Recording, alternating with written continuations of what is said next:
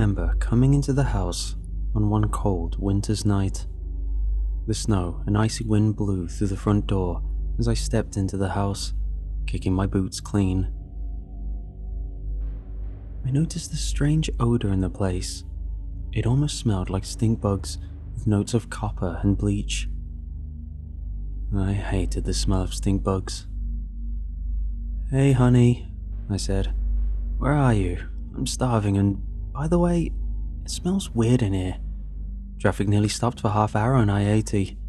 A goddamn tractor trailer flipped over the middle of the blizzard and closed down all 3 lanes. We could only get around by driving in the breakdown lane until cops got there and started..." My voice trailed away as I noticed the drops of blood on the floor, leading from the front hallway into the kitchen. I stopped talking immediately, looking around for signs of an intruder. I saw nothing. No smashed windows, no busted doors, no rifle through drawers or cabinets. "Oh my god," I whispered, immediately going to the kitchen and grabbing the largest meat cleaver I could find from the knife block. Its edges gleamed, freshly sharpened and ready to slice into the hardest of flesh. I made sure not to step on the drops of blood. I didn't want to disturb a crime scene, if indeed it was a crime scene. I stopped, thinking of calling 911, but some inner voice urged me on. It will take 5 or 6 minutes for the police to arrive, possibly longer, it said, and you need to check on your family now. Right now. Sprinting forwards, I followed the blood trail down the hall and straight to the first floor bathroom. The door stood closed. I tried the handle and found it locked. "Hello?" I said, pounding on the door. "Who's in there? Open up!" "Isaac, is that you?" a faint voice asked. I recognized the voice of my wife immediately. "Open the goddamn door!" I screamed. Rising waves of anxiety and adrenaline coursed through my body, and I immediately knew something was very wrong.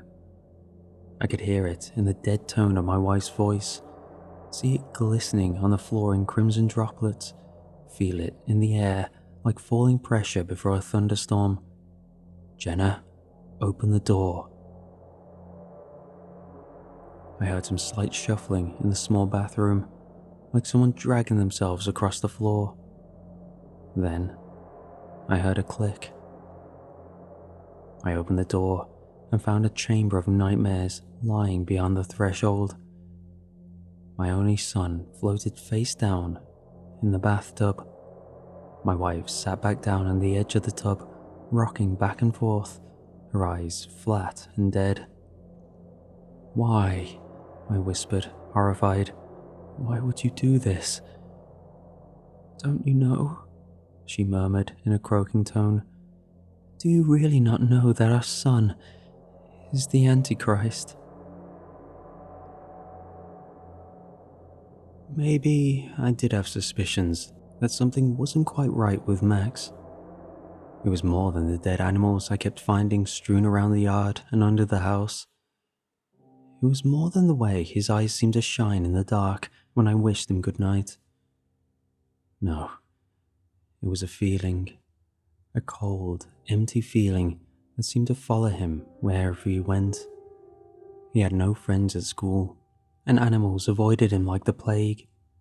Dogs would start barking and howling when he walked down the street, and cats would hiss then disappear with a swish of their tail in a flash behind bushes or up trees. These things on their own wouldn't be too much evidence of anything, but they were far from the only evidence that Max was unusual. A month ago, a couple of boys had tried to bully Max at school. They ran out of the bathroom where it happened, crying and wetting their pants as blood streamed from their noses and ears. They wouldn't tell anyone what happened, and Max just kept smiling and staring at them with his large, dark eyes. The school called an ambulance, and the doctors were baffled. They had to sit in the emergency room for 3 hours before the blood stopped pouring out of their bodies. They were white as sheets by the time it finally clotted, and the doctors had no idea of the cause. The two boys went missing a few days later. The case ended up drawing media attention. The FBI came in, but they found absolutely nothing. It seemed like the boys just disappeared out of their windows, and then the trail immediately went cold. Tracking dogs couldn't find a hint of a trail. It was as if they had teleported from their bedrooms. Moreover, no neighbors had seen a thing. A couple months later, a few hikers found the boys' fingers growing out of a tree on the Appalachian Trail, over 50 miles away. The FBI swooped in and used DNA testing to determine that these fingers belonged to the missing boys from Max's school. No one ever explained how the rotting fingers had become quite literally fused into the tree, however. No one ever tried to bully Max again after that.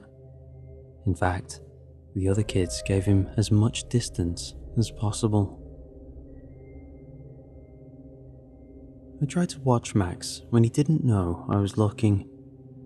He was only an 8-year-old boy, but he could put on masks like a psychopath and charm nearly anyone he met. As soon as they turned away though, he would scowl and narrow his eyes as if he wanted to stab them in the back. But this was my son after all. I loved him, and I think he loved me in his own strange way. Even my wife said she loved him, and she claims that's why she had to kill him. A strange kind of love, I admit. But I don't think she's lying. I think she did love him, and she feared what would happen when his ascension had finished and he sat on a throne of bones, crushing out the lives of millions of people with an iron heart. She feared the consequences for him, she said. Only for him, and she loved him, and so she had to kill him and stop it now before it grew into a grinding juggernaut that devoured his soul and sent him to hell. "Are you my true father?" Max had asked me that morning as I sat at the kitchen table. I put down my coffee cup slowly, with shaking hands, then turned to look at my son. "Yeah, of course," I said with a trembling voice. "Why would you ask such a crazy question?"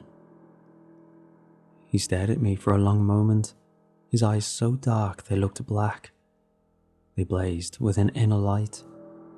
His pale white skin looked as smooth as a statue's, and dark hair fell over his chiseled features. If it weren't for his aloofness and cruelty, he would have been a very beautiful boy. Instead, he radiated a coldness like the moon, an aura that gave light but no heat, a kind of reptilian psychopath detachment that extended to everything he did.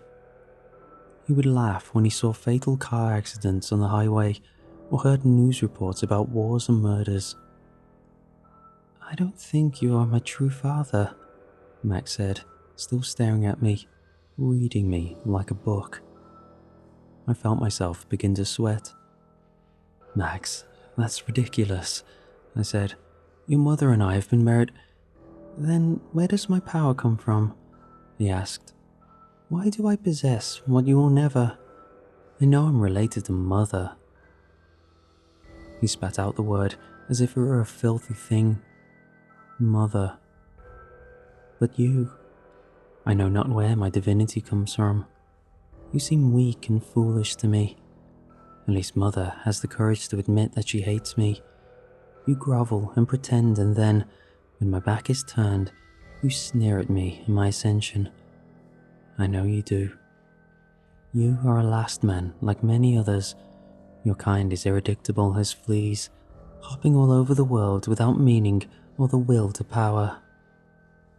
You can never understand someone like me. Not in a million years. "I don't understand what all this business about ascension is," I said. "I think you're living in a fantasy world." "If it were a fantasy world," he said, "then the fruit would not be revealed.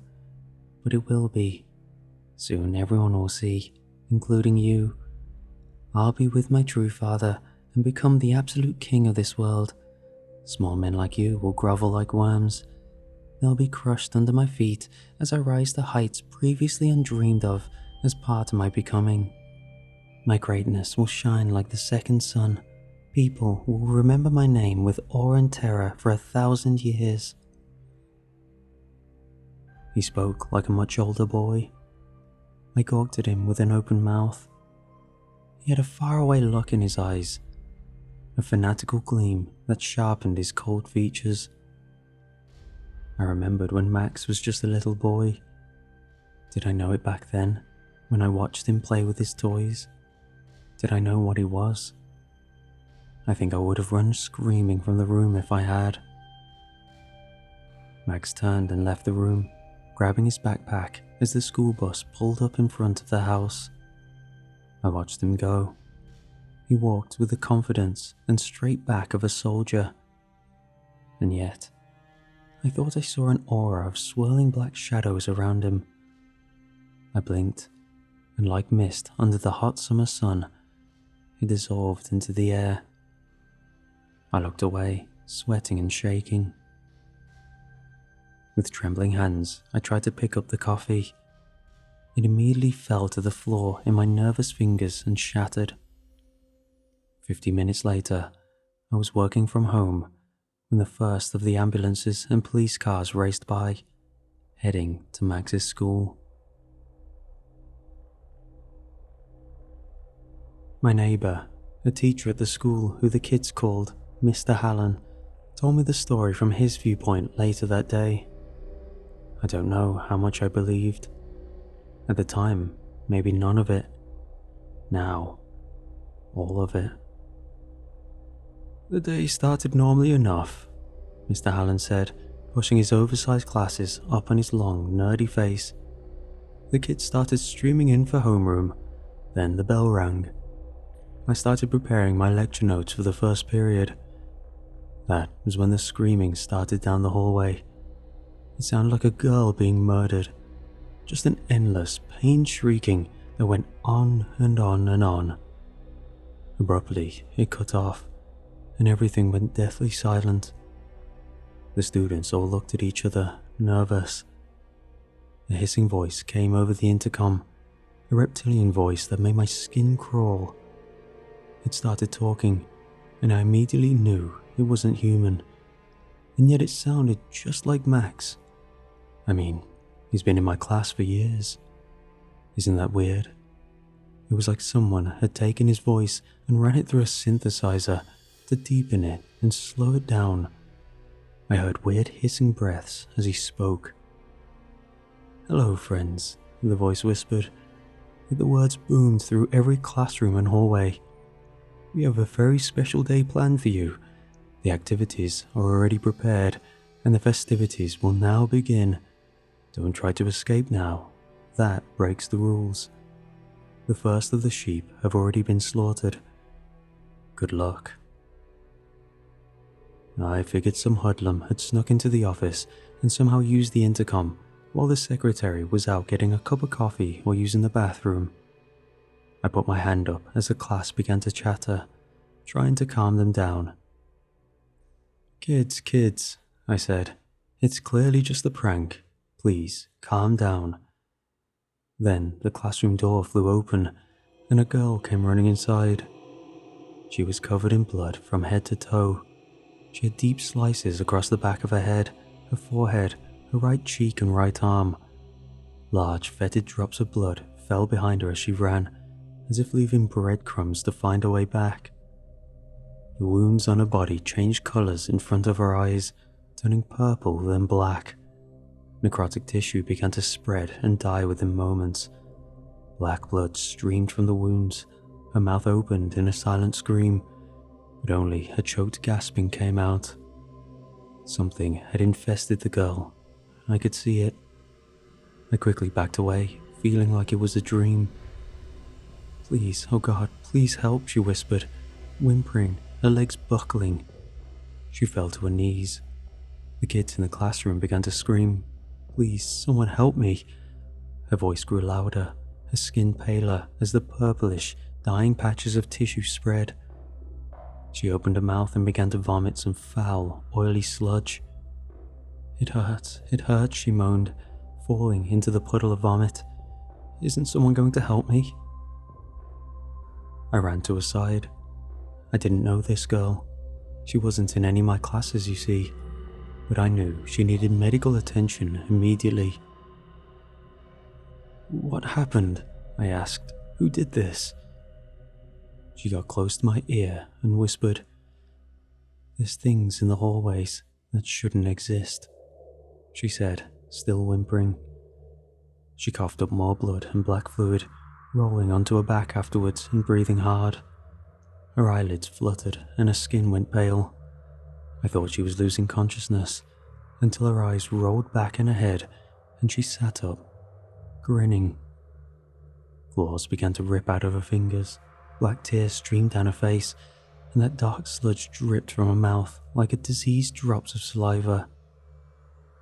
Her body lengthened and her arms and legs broke and twisted. I could hear the bones snapping like tree branches during a winter storm. I watched the transformation in horror, backing away. The other kids were all screaming and streaming to the back of the classroom. The girl hissed as black veins appeared all around her face and neck. She rose and walked towards the scared kids in the back, her movements as smooth as a synchronized dancer's, jerky and twisted, nightmarish in their own way. But what came next was far worse. Her body grew taller, thinner, and more emaciated as it stretched up to the ceiling, towering over every other kid in the classroom. She must have grown to at least 7 feet by that point. Her arms reached out, the bone-white claws sharpening as she struck out at the screaming row of children in front. I saw drops of blood splash against the back wall, and a couple boys stumbled forwards, their throats slashed wide open. Their panic-stricken faces grew pale and bloodless as they choked and tried to scream, but only bubbling gasps came out. I saw the window was open, and I was on the first floor. I decided to run to try get help. I knew we needed policemen and medics at the scene, and I couldn't do anything to save the kids. Well, to be honest, I feel terrible about it, but I did run. As the screams followed me from the back of the classroom, I jumped right out the window and ran across the playground and scaled the fence. But as I went, I heard a strange, shrill laughter coming from the intercom. And you know what? I'm positive. The voice sounded just like Max. Max came home early from school that day, grinning and laughing. He was in a fine mood. I don't know what happened after the teacher left, or how many people died in that building of horrors. But I know that Max caused it all. The first prodding steps in the path of his ascension, the foundational layer to his throne of bones. Mr. Allen had talked to Jenna early that morning, immediately after running home from that den of nightmares, and she had already put a plan into motion. When Max got home from school, she gave him a Gatorade with a large amount of fentanyl she had purchased from a random drug dealer in the inner city, dissolved inside. She added some more sugar to mask any slight bitterness, and gave it to the grinning boy with large black pupils like smoldering coals. He drank it quickly, looking at her the whole time with his dilated eyes. He smiled and got up, but soon afterwards collapsed. Jenna found him unconscious in his bedroom and dragged him to the bathroom. She filled the tub and held Max underwater until the bubbles stopped. As my wife explained it all to me, a sense of loss and horror came over me. I didn't know if I missed Max or not. His swollen blue face showed, without a doubt, that he was dead. I took my wife outside and sat her down at the table, debating whether I should call the police. No one had ever told me what to do in this situation, and I felt like I was flying blind. I got up, pacing. I went to the oven and started brewing some instant coffee. Soft footsteps rustled behind me. I turned around to see Max, seemingly alive and well, but also changed in some fundamentally disturbing way. His eyes had now turned fully black. He hovered inches above the ground behind my wife, smiling at me. His teeth seemed much sharper and longer than before. A feeling of electricity sizzled in the air. I could see some sort of expansive black aura rippling around his pale skin, dark and cold as empty space. Goosebumps rose on my body just from being near that sickly aura. The water pot began to boil behind me. Behind Max, I saw the strange, mutated children from the school creep out from the front hallway. 4 or 5 of them skittered about with emaciated, twisted legs bending in ways no human leg should bend. Their heads nearly scraped the lower kitchen ceiling. Their pale, broken arms reached down to their knees, jointed in myriad areas. I could hear the soft cracking of bones now as they slowly moved forwards, a light snapping sound like small twigs broken underfoot. Their blank, white eyes constantly dribbled ebony tears that stained their bleached, bloodless skin. "Mother, mother," Max said condescendingly, sounding like a disappointed parent. "You should have known that you cannot kill me except by decapitation or by burning my body. Do you really think my true father would let a worthless louse like yourself kill me before my ascension to the throne? Are you that foolish and blind?" Jenna began to cry, refusing to look at her son. "But I respect your courage and action. For that, I will give you a quick death." He looked straight at me. "Which is something you'll not receive, fake father. You're a weak, worthless coward, and you deserve to die slowly, screaming yourself hoarse and pleading for release. For so do the screams of the weak sound as a beautiful symphony to the ears of my true father and myself. The deaths of the weak will pave the road to a new world." He motioned to the mutated children behind him. Their bodies had become so twisted and contorted that I couldn't tell whether they'd been boys or girls. They looked only like monsters now, like walking corpses. In a blur, one of them ran forward and grabbed my wife's head. A scream bubbled in my throat as I watched, but it was over before I even knew what was happening. The thing used its crooked, clawed fingers to twist her head, snapping her neck in a second. Jenna's face was now looking straight behind her, the skin on her neck spiraling around in sickly folds. On her broken flesh, I saw burst blood vessels and rapidly spreading purple bruises. She gave a death grasp, releasing an endless, choking breath, her eyelids fluttering and fingers twitching. Then, she was still. Max gave a slow, deep laugh, a grating sound that seemed to rise up from the depths of his withered soul. His black eyes flashed with amusement and pleasure. Max grinned, his vampiric teeth shining and white, reflecting the cold winter sunlight streaming in from the window. The water pot began to whistle as increasing torrents of steam poured out of it. Without hesitation, I spun and grabbed it, flicking open the spout by pressing the button on the handle. Then I flung it at Max, the boiling hot water flying out in a spiraling stream as the metal water pot circled through the air. It all seemed to happen as if in slow motion. I saw Max's look of triumph and amusement morph into a scowl of hatred and anger, but the motion had been so quick and accurate that he couldn't have moved in time. The heavy metal pot smacked him in the face, spilling scalding hot water all over his face and neck. He screamed and fell back, knocking over the mutated bodies of the children he had turned into his mindless followers.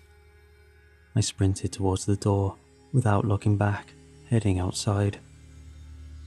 The constant stream of police and ambulance sirens heading to the school had stopped.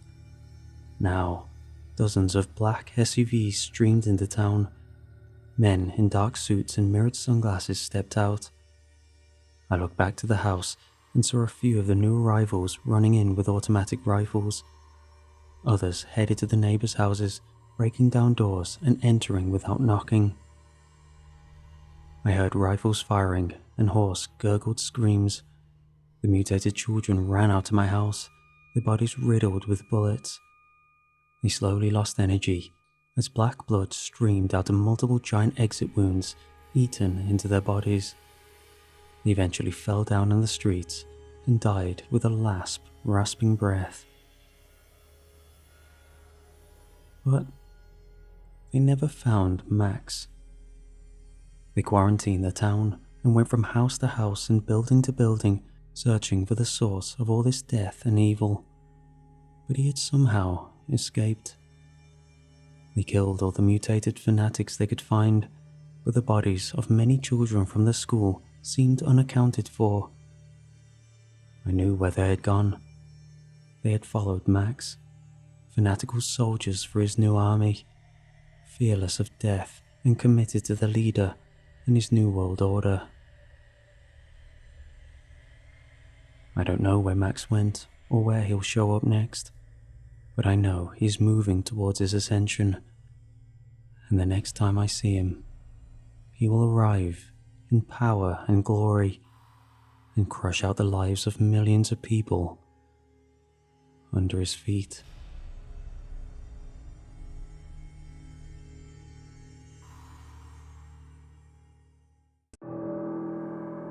I got a job right out of college and had to find a new place at short notice. Using my socials, I got in contact with the landlord through a mutual contact. They had a spare apartment that was just made available. The previous tenant had been evicted a couple of weeks prior because of unpaid rent, so the apartment hadn't even been advertised yet. The apartment was nice enough, but all my attention was on my new job. I pretty much just brought a bed and a desktop computer, leaving 2 of my 3 rooms empty for the time being. I wasn't certain if I was going to stay there long term or not, but I figured time would decide. I ended up staying there several years. I settled into my job, furnished the place up, and made it into a proper home. Those first few stressful weeks became nothing but a distant memory. About 3 years after moving in, I had to stash some furniture.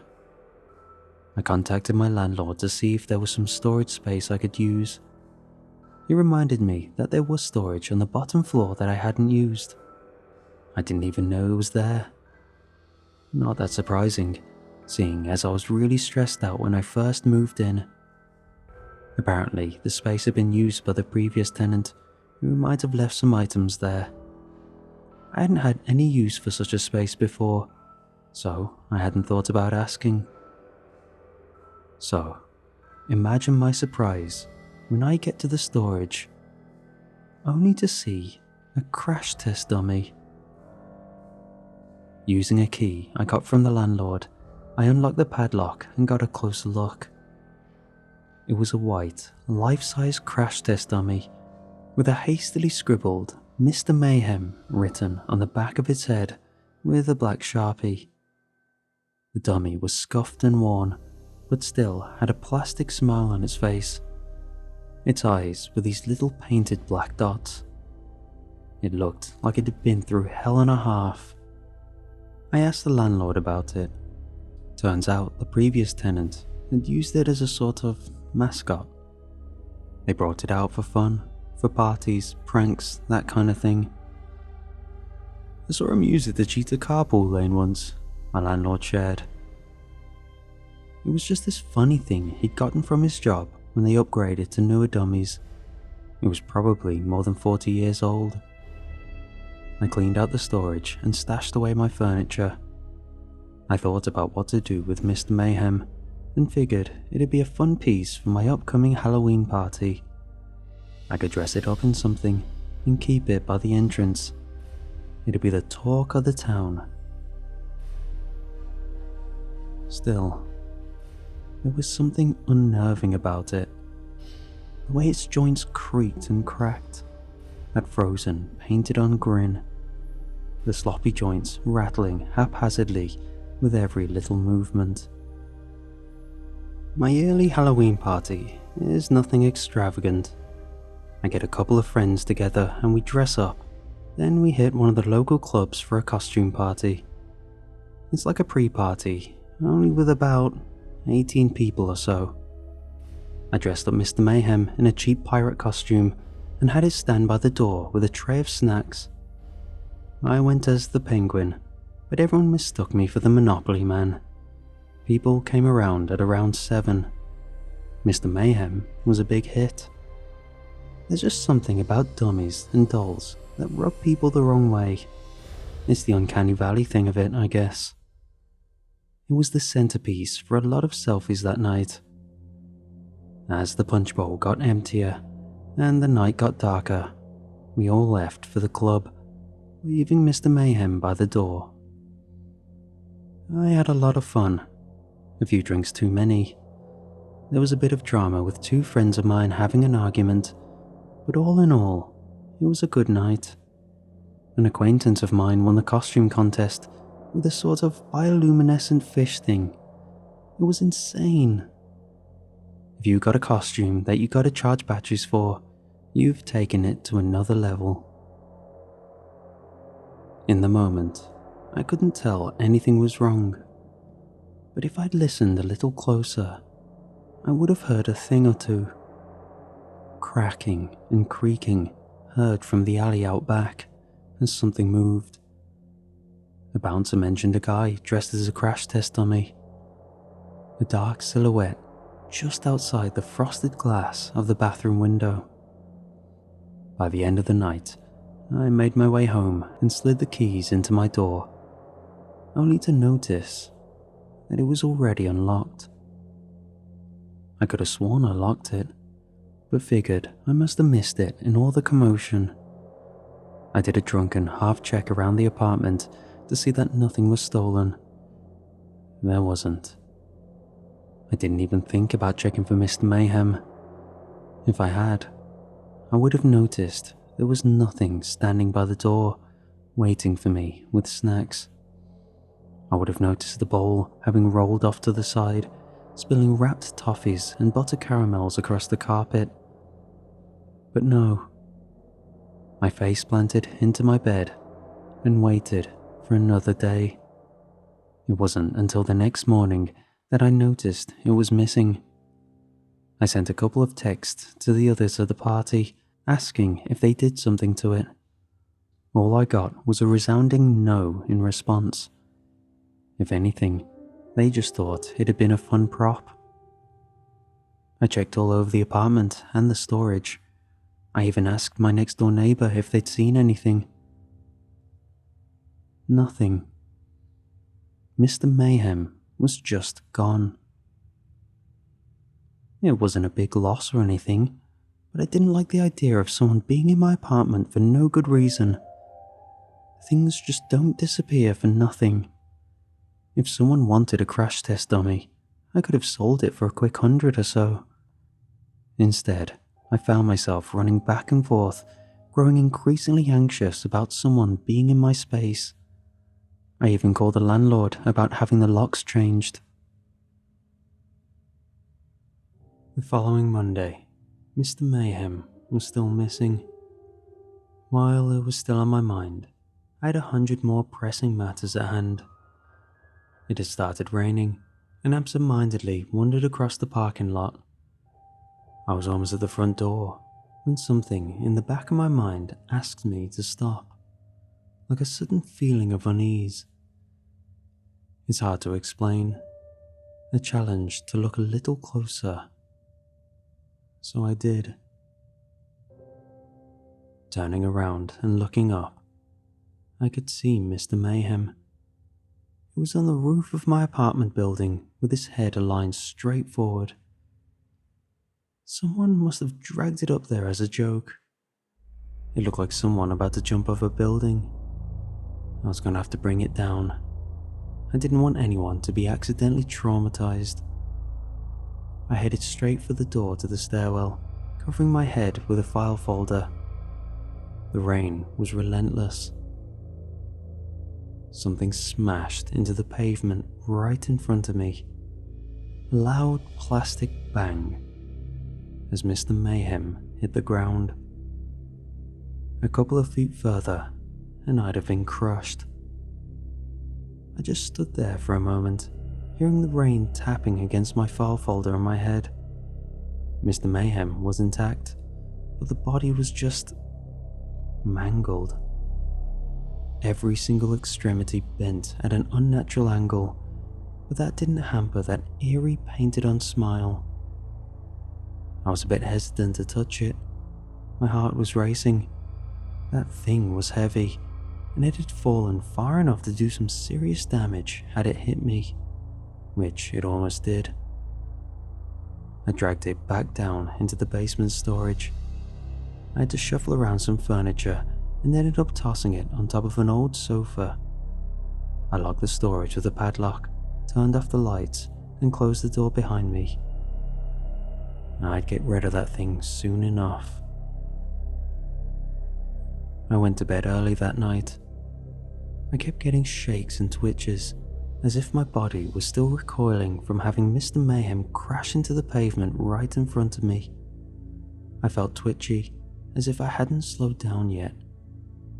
I was stuck in high gear, and it carried over into the next morning. I stress cleaned my kitchen and bedroom before I even got breakfast. As I was cleaning in and around the fridge, I scooped out what looked like an old faded note, a post-it that must have been stuck to the fridge by the previous tenant. Don't let it out. I stood there, staring at the note for a good few minutes, letting my paranoia run rampant. I tried to explain it away, but every thought came circling back around to one point. There must have been a reason for Mr. Mayhem being left behind, and what happened to the previous tenant. Over the next few days, I considered how to get rid of it. I thought about just driving it to the garbage dump and dropping it off somewhere, but I didn't like the idea of it being let out. I could burn it, but I had to get a good space to do it. I could just sell it, of course. That didn't feel responsible either. I was running out of patience and ideas, so I finally decided on sawing it up and dropping it into the river. I prepped a backpack with a saw, duct tape, a hammer, and garbage bags. The following night, I got to work. I dragged Mr. Mayhem out to my car and stuffed it into the trunk.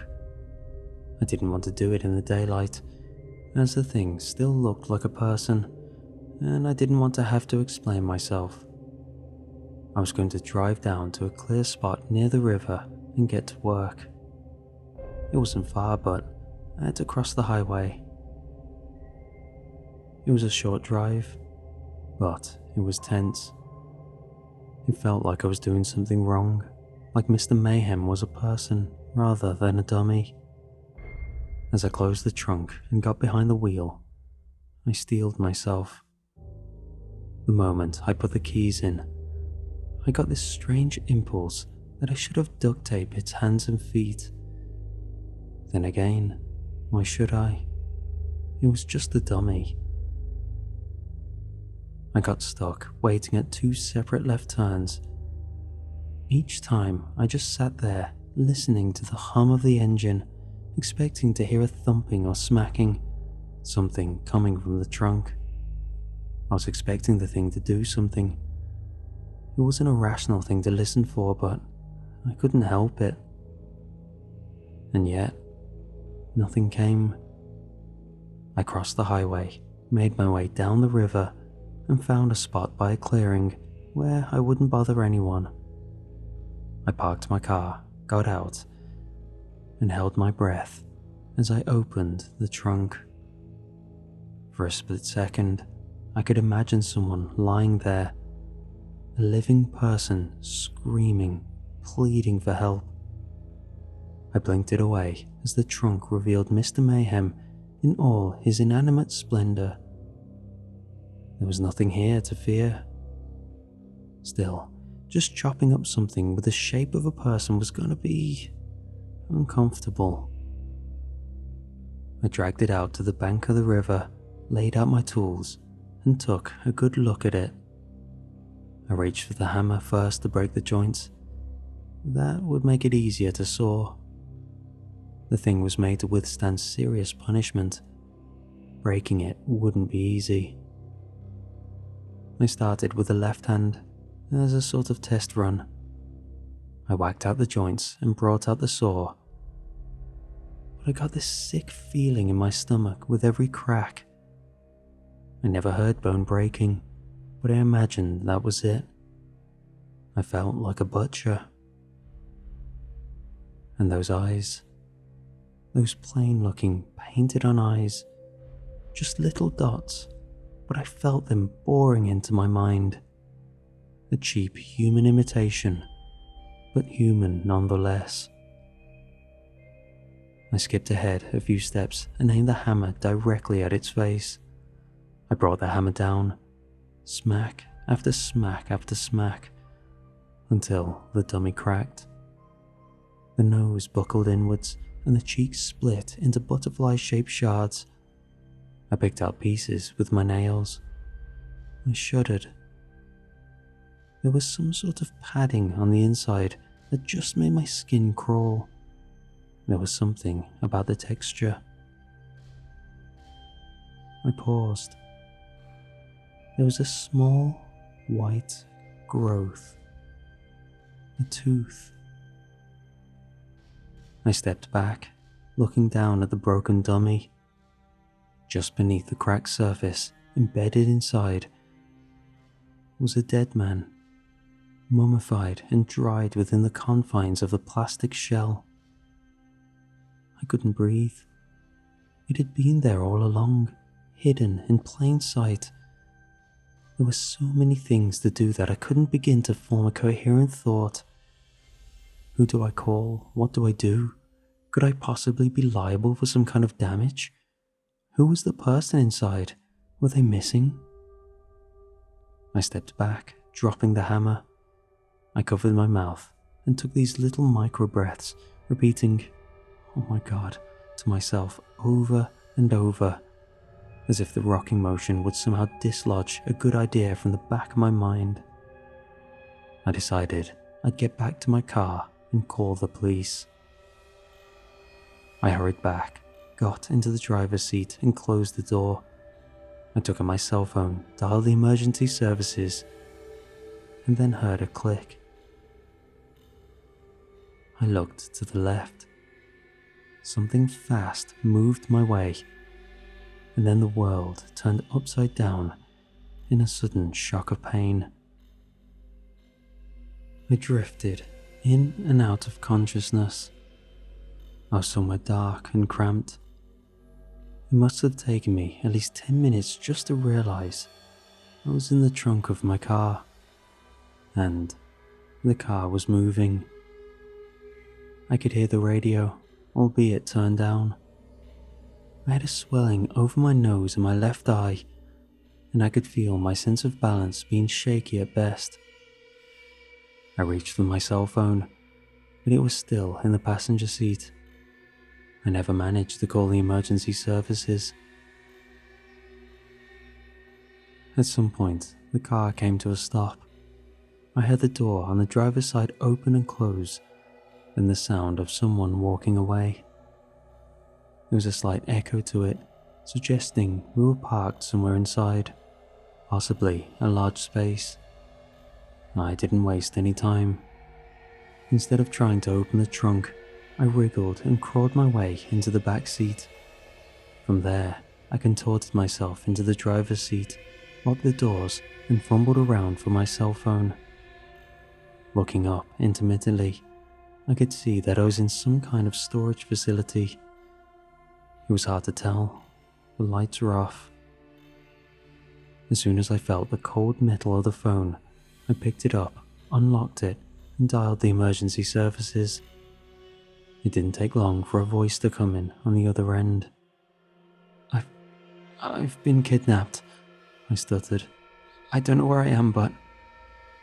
If I hadn't talked so loud, I might have heard the footsteps coming back.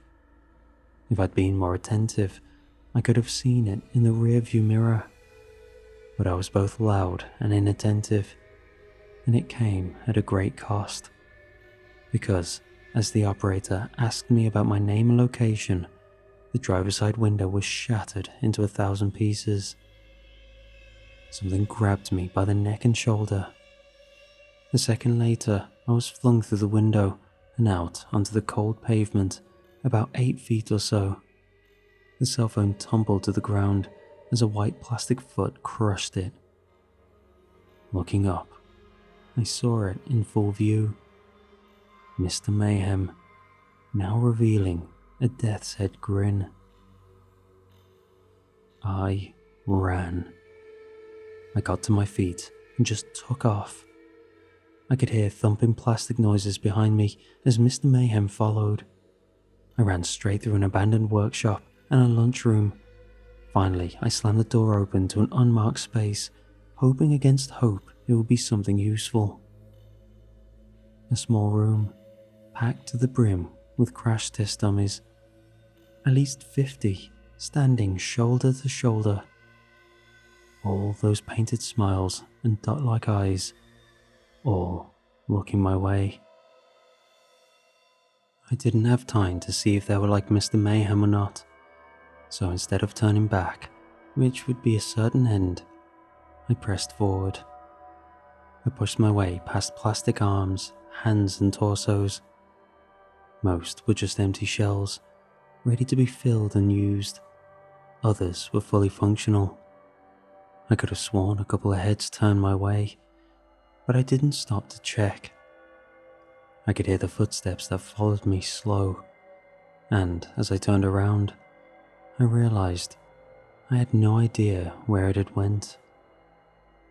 Just a sea of white, featureless creatures, and one of them was something else.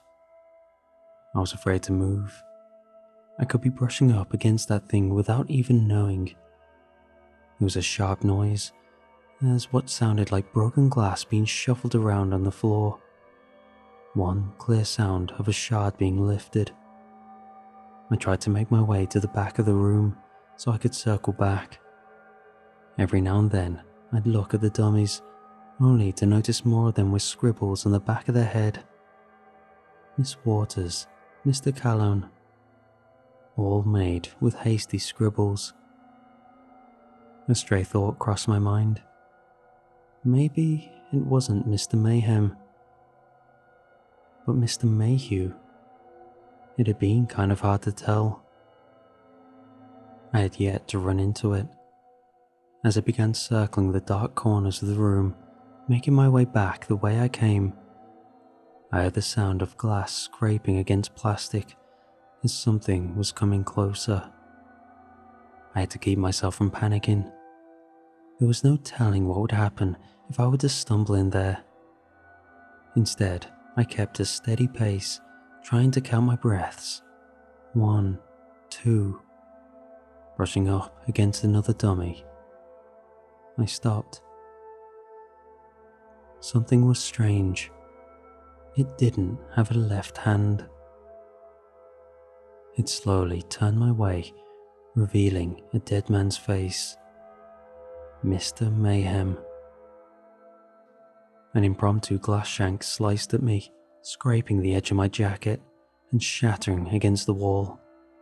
A handless left arm reached for me, but I pushed it aside. I bowled over the lifeless dummies and headed straight for the door. Reaching it and leaving the dummies behind me, I slammed the door shut. I hastily looked to see if there was a lock, but there wasn't. Before I could make a plan, the door came off its hinges and tumbled to the ground like a cracked bowling pin. Mr. Mayhem twitched forward, every movement sudden and painful. Making my way back to the workshop, I realized that there was no way I could outrun it. Mr. Mayhem was both faster and more resilient. I was grasping at straws. There had to be something, anything.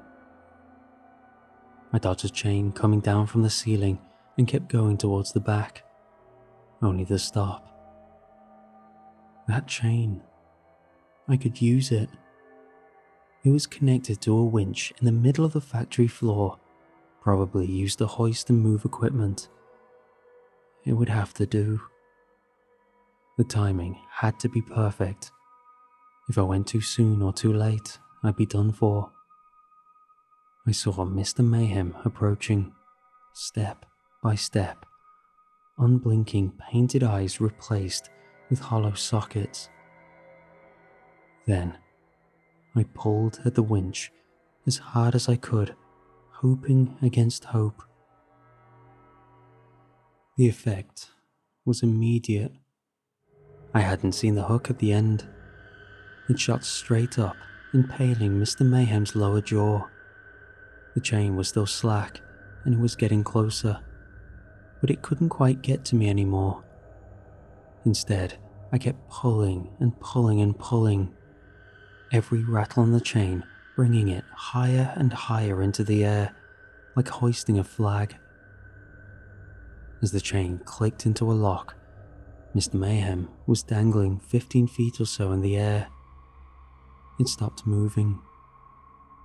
Even though it couldn't move its face, I could feel it looking at me, plotting. This wasn't going to be the end of it. I made my way back to the car, calling the emergency services as I wiped the broken glass from the driver's seat. As I was asked for a location, I noticed something on the far walls. A series of overalls hanging at the edge of the door. 3 to be exact. One for Patty Waters and another for John Calhoun. And the final one for Samson Mayhew. Eventually, the police came. I'd gone outside and collapsed against the wall, crushing a handful of overgrown wildflowers on my way down. I just sat there, picking the petals of a blue sunflower, when the officers came around to ask me questions. I tried to explain that I'd been kidnapped and assaulted, but there was no way for me to tell them that the crash test dummy had done it. Instead, I had to lie through my teeth. I had to say that my mystery attacker had hoisted that dummy up into the air. It didn't take long for the police to find not one, but 3 bodies. 3 workers at the abandoned factory, all presumed dead and missing, stuffed within the framing of the crash test dummies they themselves had made decades ago. This was about 2 years ago, somewhere in that ballpark. I haven't seen or heard anything about those dummies since. I think they cleared out the storage, and I think they had some kind of forensic specialist on site. But there was no public announcement or accusation. I was only called in once to make a basic statement, but there was no follow-up. I've been imagining those 3 dummies sitting locked up in some storage, just biding their time. That dead face waiting to look my way again. Now, the reason why I write this is because of something I read the other month. There was an article about a break-in at the county evidence locker, resulting in 1 wounded officer and a handful of pieces of evidence going missing. The assailants were described as 2 men and a woman. They were described as bald and wearing plain white clothes. If I was a betting man, I'd say there isn't much time before we start seeing more than 3 of these Misters and Misses. If I hadn't gotten out of there, I'm pretty sure there was an empty casing that would, in time, have my name on it. And maybe there still is.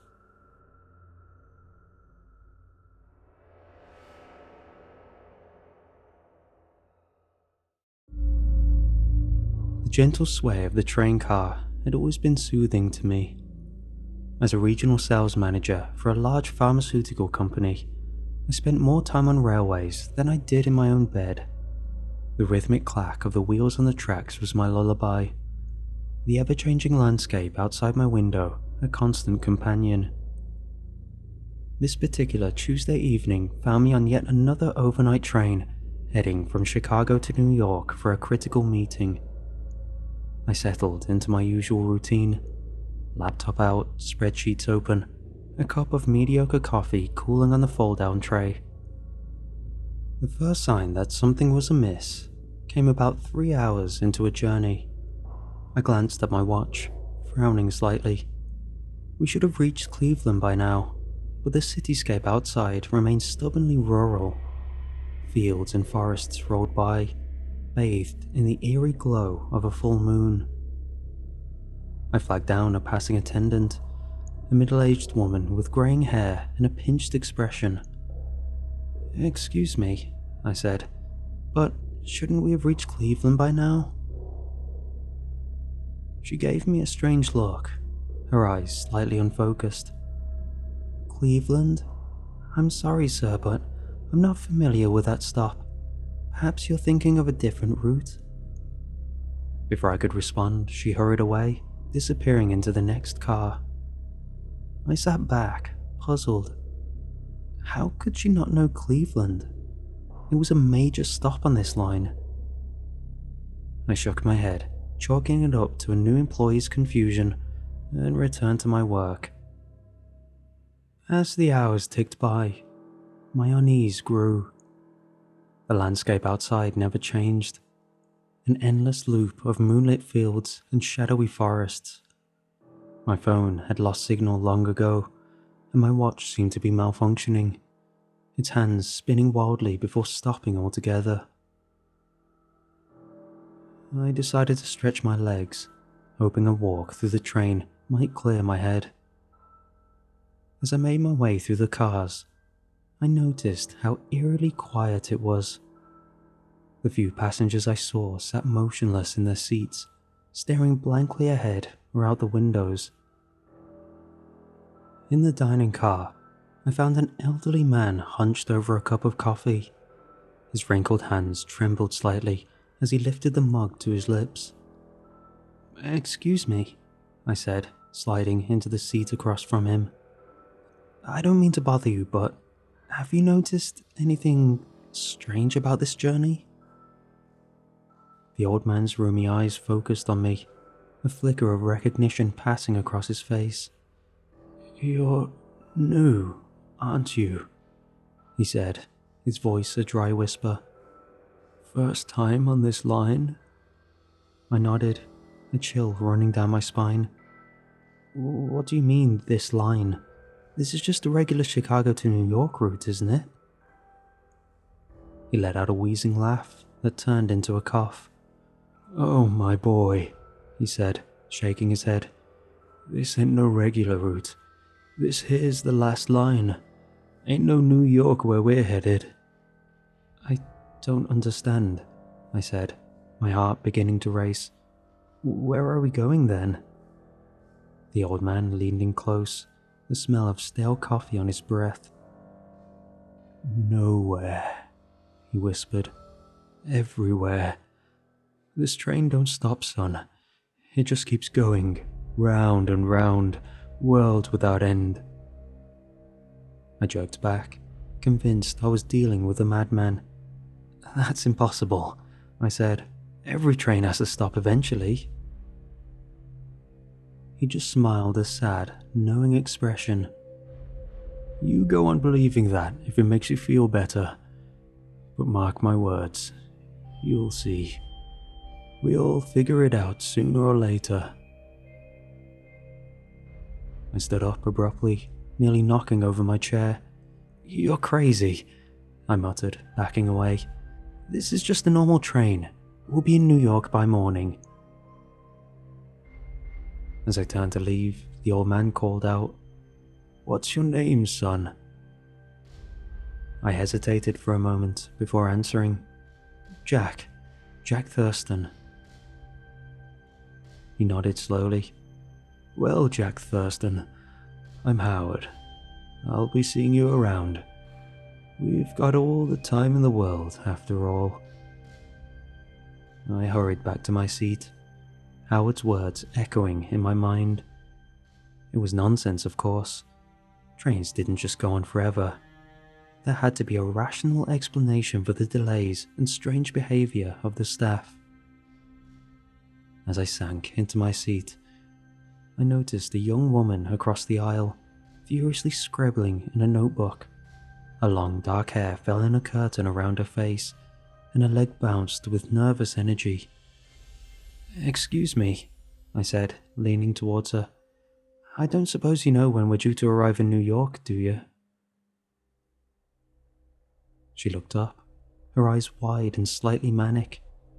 "New York?" she repeated, letting out a hysterical giggle. "Oh, honey, there is no New York, not anymore. There's only the train." I felt my blood run cold. "What are you talking about?" She leaned in close, her voice dropping to a whisper.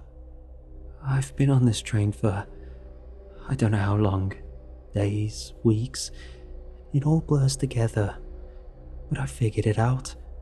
We're not going anywhere. We're stuck in a loop, a never-ending journey to nowhere." I shook my head, refusing to believe it. "That's impossible. You're just confused. Maybe you fell asleep and missed your stop." She laughed again, a sound devoid of humor. "Oh, I wish it were that simple. Look around you. Have you seen anyone get off? Have we stopped at any stations? This isn't a normal train, Jack. This is something else entirely." I started at the sound of my name. "How did you know my name?" She smiled a sad, knowing expression. "I heard you talking to old Howard in the dining car. I'm Lisa, by the way. Welcome aboard the Eternal Express." I stood up abruptly, my head spinning. "This is insane. All of you are insane. I'm going to find the conductor and get some answers." As I stormed off towards the front of the train, I heard Lisa call out behind me, "Good luck with that, but don't say I didn't warn you."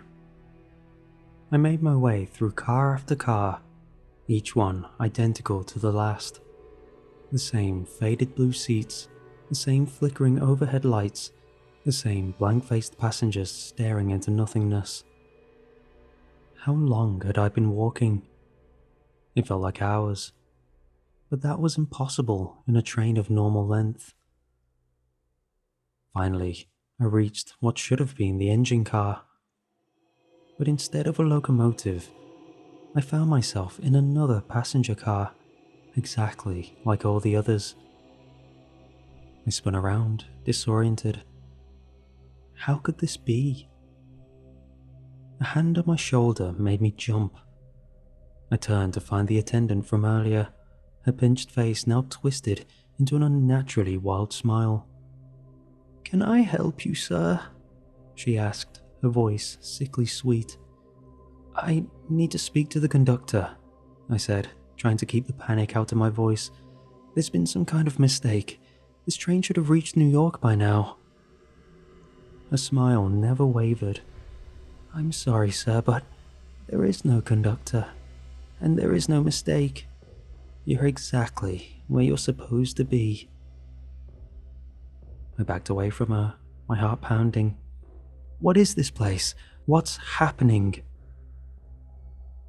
She tilted her head, her eyes suddenly black and empty. "This is the last line, Mr. Thurston. The train that never stops, never ends. You bought a ticket, and now you're on the ride of eternity." I turned and ran, pushing past confused passengers, my breath coming in ragged gasps. This couldn't be happening. It had to be a dream, a hallucination, anything but reality. I burst into the space between cars, the cold night air hitting me like a slap. The door next to the car was just a few feet away. If I could just reach it, maybe I could find a way off this nightmare train. But as I stepped forward, the gap between the cars seemed to stretch. The next door moved further and further away, no matter how fast I ran. The wind howled around me, drowning out my screams of frustration and fear. Suddenly, a hand grabbed my arm, yanking me back into the car. I fell to the floor, gasping for breath. Lisa stood over me, her face pale in the flickering light. "Are you crazy?" she hissed. "You can't go out there. Between the cars, that's where it gets you." "Where what gets you?" I asked, my voice shaking. She helped me to my feet, glancing nervously at the door. "The thing that runs this train, the thing that brought us all here. Trust me, you don't want to meet it." As if on cue, a low, rumbling sound echoed through the car. It was like nothing I'd ever heard before. Part machine, part animal, all wrong. The lights flickered more intensely, and for a moment, I could have sworn I saw something massive moving in the shadows between the cars. Lisa pulled me back to our seats, her grip on my arm almost painful. "Listen to me," she said urgently. "I know this is hard to accept. God knows I fought against it for I don't even know how long, but fighting only makes it worse. You have to accept where you are, or you'll go mad." I slumped in my seat, my mind reeling. But why? Why is this happening? What is this place? She shook her head. "I don't know. None of us do. All we know is that we're here on this never-ending journey. Some think it's hell, others purgatory. Old Howard thinks it's some kind of cosmic mistake. Me? I think it's just the universe's way of saying, 'Tough luck, kiddo.'" I looked out the window, watching the same moonlit landscape roll by. How many times had I seen those same fields, those same trees? How long would I continue to see them? "So, what do we do?" I asked, my voice barely a whisper. Lisa gave me a sad smile. "We ride, we talk, we try to stay sane, and we hope that maybe, just maybe, one day we'll reach the last stop." As the train rolled into the endless night, I realized with a sinking heart that my journey had only just begun. And the destination? That remained a terrifying mystery. Days blended into nights, and nights into days. The monotonous rhythm of the train became the backdrop to my existence. I lost count of how many times I'd watched the same scenery roll by, how many times I walked the length of the train hoping to find something, anything different. Lisa became my anchor in this sea of madness. We spent hours talking, sharing stories of our lives before the train. She'd been a journalist, always chasing the next big story. "Guess I found it," she would say with a bitter laugh, gesturing at our surroundings. Old Howard joined us often, his weathered face a map of the time he'd spent on this hellish journey. "Been riding this rail for longer than I can remember," he'd say, his rheumy eyes distant. "Seen folks come and go. Some just disappear. Others..." He trailed off, shaking his head. I learned to fear the spaces between the cars. Sometimes, late at night, when the train's rhythm seemed to falter, we'd hear things. Scraping, slithering sounds. Once, I caught a glimpse of something massive and dark undulating past the windows. Lisa pulled me away before I could get a better look. "Trust me," she said, her face pale. "You don't want to know." The other passengers were a mix of the resigned and the mad. Some, like us, tried to maintain some semblance of normalcy. Others had given in to despair, sitting in the same spots day after day, staring blankly at nothing. And then there were those who'd lost their minds entirely, prowling the cars with wild eyes and incoherent ramblings. One such soul was a man we called the Preacher. Tall and menacing, with a tangled beard and eyes that burned with fanatical fervor, he would roam the train shouting about sin and redemption. "We're all here for a reason," he'd bellow, spittle flying from his lips. "This is our punishment, our penance. Repent and maybe, just maybe, you'll find your way off this damn train." Most ignored him, but some listened. I watched as he gathered a small following, passengers desperate for any explanation, any hope of escape. It was on what I guessed to be my 100th day on the train that things took a darker turn. I was jolted awake by screams coming from the front of the car. Lisa was already on her feet, her face a mask of terror. "They've done it," she whispered. "They've actually done it." I followed her gaze to see a group of the Preacher's followers dragging a struggling passenger towards the door between cars. The Preacher stood by, his arms raised, chanting something I couldn't make out over the victim's screams. "What are they doing?" I asked, though part of me already knew the answer. "A sacrifice," old Howard said, his voice grim. "Fools think they can appease whatever's running this train, buy their way off with blood." I started to move towards them, but Lisa held me back. "Don't," she hissed. "There's nothing we can do, just don't watch." But I couldn't look away.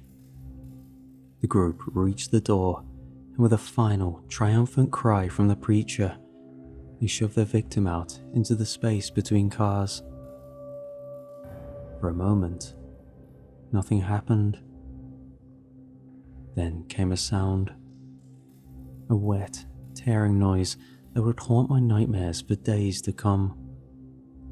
The door slammed shut, cutting off the screams. The Preacher turned to face the rest of us, his eyes wild with excitement. "It is done," he shouted. "The unworthy has been cast out. Soon we shall reach our final destination." But the train rolled on, unchanged. Hours passed, then days. No final stop, no salvation, just the endless journey and the growing madness of the Preacher and his flock. More sacrifices followed. The train's population dwindled as passenger after passenger was thrown to whatever lurked between the cars.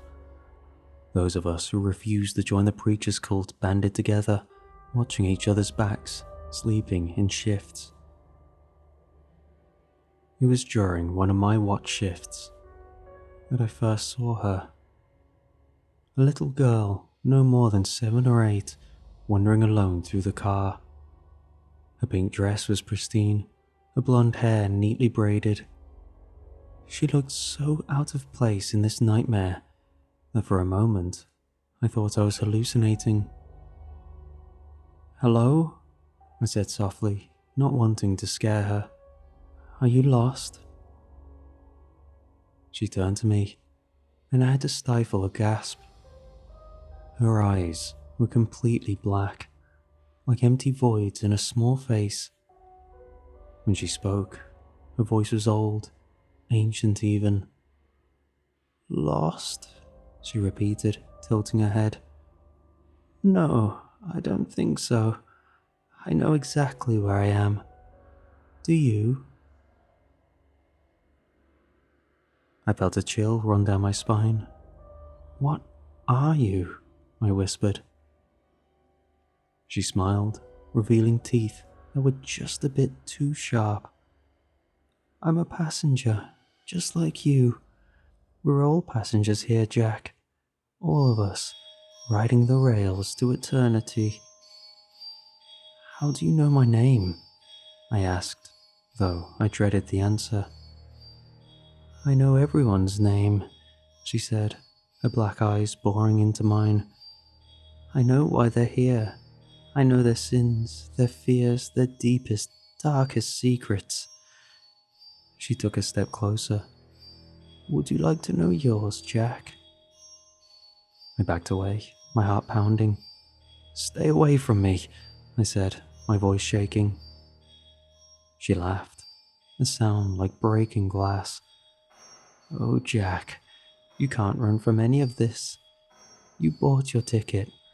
Now, you have to ride." I blinked, and she was gone. Just vanished, as if she'd never been there at all. I slumped in my seat, my mind reeling. Was I losing it? Had I finally snapped, like so many others on this godforsaken train?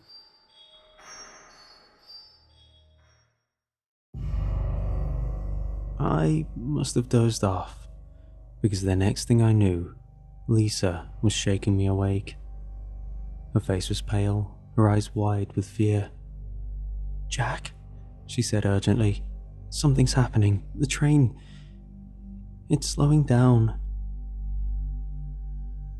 I sat up, suddenly alert. She was right. For the first time since this nightmare began, I could feel the train decelerating. The familiar clack of wheels on tracks was slowing, becoming more distinct. Passengers were stirring, looking around in confusion and hope. Even the preacher and his followers had stopped their mad ranting, staring out the windows with a mix of fear and anticipation. "Are we stopping?" I asked, hardly daring to believe it. Old Howard shook his head, his expression grim. "Don't get your hopes up, son. In all my time here, I've never known this train to stop. Whatever's happening, it ain't gonna be good." As if to punctuate his words, the lights in the car began to flicker more intensely than ever before. The temperature dropped rapidly, our breath fogging in the suddenly frigid air. And then, with a great screeching of metal on metal, the train ground to a halt. For a moment, there was absolute silence.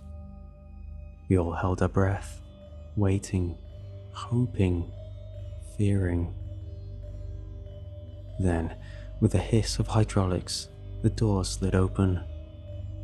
"Finally!" the preacher cried, pushing his way towards the exit. "Our salvation is at hand. Come, brothers and sisters, let us—" His words were cut off by a scream of pure terror. As he stepped off the train, something grabbed him. Something huge and dark and impossible. In the blink of an eye, he was gone, leaving nothing behind but a spreading pool of blood on the platform. Chaos erupted.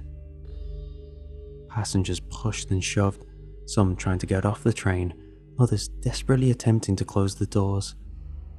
I lost sight of Lisa in the pandemonium, and through it all, I heard laughter, the same glass-like sound from before. I turned to see the little girl with the black eyes standing calmly in the middle of the mayhem. "Welcome to the last stop, Jack," she said, her voice cutting through the screams and cries. "Are you ready to get off?" As I stared into those bottomless black eyes, I realized with dawning horror that our endless journey had only been the beginning. The real nightmare was just starting.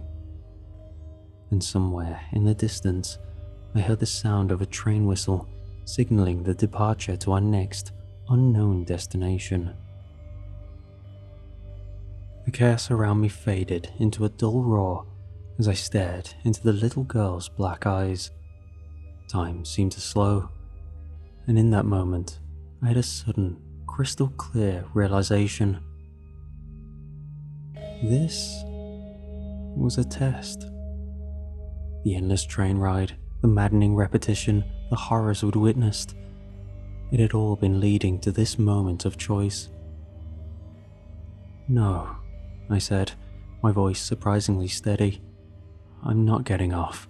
Not here, not like this." The girl's smile faltered for a split second, a crack in her otherworldly composure. "You don't have a choice, Jack. Everyone has to get off eventually." I stood my ground, even as I heard more screams from the platform, more passengers being dragged into the darkness. There's always a choice. You told me I bought a ticket for this ride. Well, I'm not ready for it to end. Her eyes narrowed. "You can't stay on the train forever, Jack. It doesn't work like that." "Watch me," I growled, turning away from her and pushing through the panicked crowd. I had to find Lisa and Howard. We'd survived this long together. I wasn't about to leave them behind now. I spotted Howard first, huddled in a corner, his eyes wide with terror. "Come on," I said, grabbing his arm. "We need to move." "Where?" he asked, his voice trembling. "There's nowhere to go. It's got us. It's finally got us." I shook him, perhaps more roughly than I intended. "Listen to me. This isn't the end. It's just another part of the journey. We have to stick together. Now, help me find Lisa." Something in my voice must have reached him, because he nodded, stumbling to his feet. We pushed through the crowd, searching desperately for Lisa's familiar face. We found her near the front of the car, trying to pull other passengers back from the door. "Lisa," I called out, "we have to go." She turned, relief flooding her face when she saw us. "Go where?" she asked as she reached us. "In case you haven't noticed, we're a little short on options here." We pointed toward the back of the train. "We keep going. This thing has to end somewhere, and I don't think it's here." As if in response to my words, I heard the train whistle again, louder this time. The engine was starting up. "It's leaving," Howard said, his eyes wide. "We have to get off now or we'll be trapped forever," I finished for him. "I've got news for you, Howard. We're already trapped. Have been since we first stepped on board. But now we have a chance to find the real way out." Lisa looked at me, understanding dawning in her eyes. "You think this is all part of it, don't you? The final test?" I nodded. "It has to be, and I'm not failing it by giving in now." The train lurched, beginning to move. The last of the passengers were either fleeing onto the platform or collapsing in despair. "It's now or never," I said. "Are you with me?" Lisa grabbed my hand without hesitation. Howard hesitated for a moment, looking longingly at the door, but then took Lisa's other hand. "All right," he said. "Let's see where this crazy train takes us." As the train picked up speed, we made our way towards the back, pushing against the tide of terrified passengers. The little girl appeared again, her face contorted with rage. "You can't do this," she shrieked. "You have to get off. Everyone gets off." "Not today," I told her, pushing past. We reached the final car, just as the platform disappeared from view. Through the windows, we could see only darkness, not the familiar darkness of night, but an absolute void, empty of all light and substance. The train picked up speed, rattling and shaking more violently than ever before. We huddled together, bracing ourselves against the walls of the car. "What now?" Lisa yelled over the noise. "We wait," I said, "and we don't let go." The darkness outside seemed to press in on us, seeping through the windows like a living thing. The lights in the car flickered and died, plunging us into blackness. I could feel Lisa's hand in mine, Howard's presence at my side, but I couldn't see them.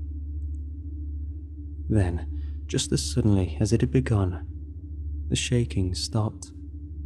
The oppressive darkness lifted, and for the first time in what felt like an eternity, the train began to slow.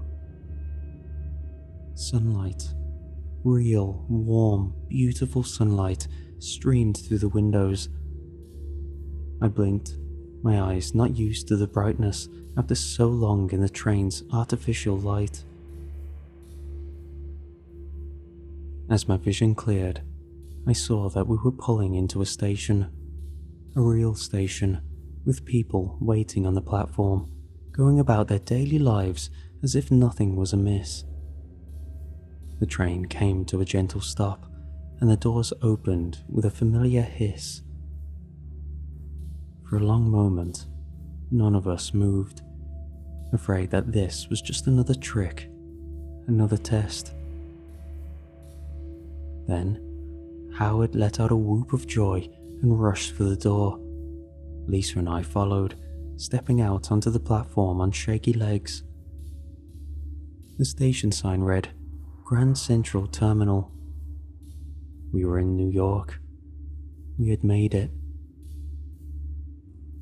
As we stood there, breathless and disbelieving, I felt a tug on my sleeve. I turned to see the little girl with the black eyes, but now, in the sunlight, she looked different. Normal. Just a regular kid with brown eyes and a confused expression. "Excuse me," she said, her voice high and childish. "Is this the train to Chicago?" I knelt down to a level, smiling gently. "No, sweetheart, this train just came from Chicago. But trust me, you don't want to get on it." She nodded, thanked me, and ran off to find her parents. I watched her go, a weight lifting from my chest. Lisa squeezed my hand. "Is it really over?" she asked, her voice barely a whisper. I looked at her, then at Howard, then at the bustling station around us. "Yeah," I said, finally allowing myself to believe it. "I think it is." As we made our way out of the station and into the bright New York morning, I knew the memories of our endless journey would stay with us forever. But we had faced the darkness, made our choice, and found our way back to the light. And if I ever saw a train again, it would be too soon.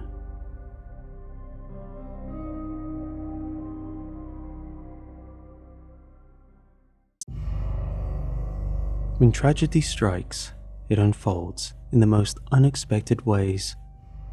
There were no ominous narrations or suspenseful melodies, no hints that the ordinary will suddenly transform into an extraordinary event. In an instant, a cataclysm can reveal its devastating maw, leaving chaos and despair for those left to witness. The air was chilly in November, and amidst the anticipation of a 4-day Thanksgiving weekend, the impending doom of the finals loomed, clouding our excitement. That morning, I was in science class, doing my best on the final exam. Too quickly, in the blink of an eye, everything changed. The events that followed were both awe-inspiring and terror-inducing. As I recall, we were finalizing the evidence for our report when my ears popped as if I had rolled down the window of a speeding car. A jarring rumble shook the classroom, accompanied by a deafening blast that robbed me of breath. The fire alarm wailed as water rained down, drenching us. I sprang up from my desk with an odd adrenal focus. We hastily made our way toward the aisle, abandoning our finals. Surprisingly, we maintained a semblance of order. The fire alarm blared as our teacher guided us out, and we obeyed in a mix of fear and trust. Like frightened animals, we followed the teacher's lead, navigating the corridors to the nearest exit. We had to walk past my mum's classroom, and I wondered if I'd see her getting her kids out. As I turned the corner, her classroom came into full view, and what I beheld was a nightmare made manifest. My heart seemed to stop, yet its frantic pounding was louder than ever. My mother's classroom door, torn off its hinges, lay in a shattered heap against the opposite wall. The threshold was consumed by a furious inferno, raging uncontrollably. I was now the one to stand witness to this wake. I don't know what compelled me to charge into that blazing maw. Was it delusion of invincibility? A desperate belief that I could save her like a superhero? Or was it a simple act of need, driven by an unexplainable force? I cannot say, even now. I pushed through the flames and smoke, and as soon as I crossed the threshold, the fire ceased its anger. Descending the staircase with the grace of a stumbling infant, I hardly registered the loss of footing halfway down. Adrenaline coursed through my veins, dulling the pain as I tumbled, and I regained my balance on the final steps. And there, at the bottom step, an impossible coldness enveloped me. The chill of the air permeated my senses as I departed the bottom step. Inside the room, obscured by dense smoke, the cries of anguish echoed. A nervous sweat broke out on my brow as I ventured forward, guided by the sound. The acrid stench of burning and flesh and hair assaulted my senses, threatening to overpower me. Gradually, my eyes adjusted to the darkness, granting me the unwelcome gift of sight. I wish they had failed me. The horrifying images etched deeply into my psyche. Charred bodies strewn across the floor, their limbs twisted and contorted. Some still smouldered, becoming consumed by thin lines of crimson that crawled greedily along their blackening skin, reducing it to ash. The scene was catastrophic. It was repulsive. A nauseating sensation crept up from within, a familiar prelude to vomiting. I fought to suppress it, driven by an instinct to reach the crying emanating from an overturned desk in the far corner of the room. That must be my mom. She's still alive, I thought naively. My path was obstructed by the lifeless forms of classmates. Deep down, my gut warned me to leave, but I ignored it. Almost reaching the desk, my attention was drawn to yet another body lying in my path. This one was slightly larger than the others. It took only a moment to realize the unthinkable. This was my mother. Her right side was gruesomely absent, her eyes clouded with milky white, and her jaw hung slack. She had lost an arm and a leg. Dead. My mother lay lifeless at my feet. The sound of sobbing erupted again, originating from behind the desk. No discernible words, just heartbroken sobs. Setting aside my grief for the moment, aided by shock, I left my mother's side to reach this person. The true magnitude of the disaster had not yet fully sunk in, the realization that no one could have survived. The crying grew louder as I approached, echoing not only in my ears, but in my thoughts.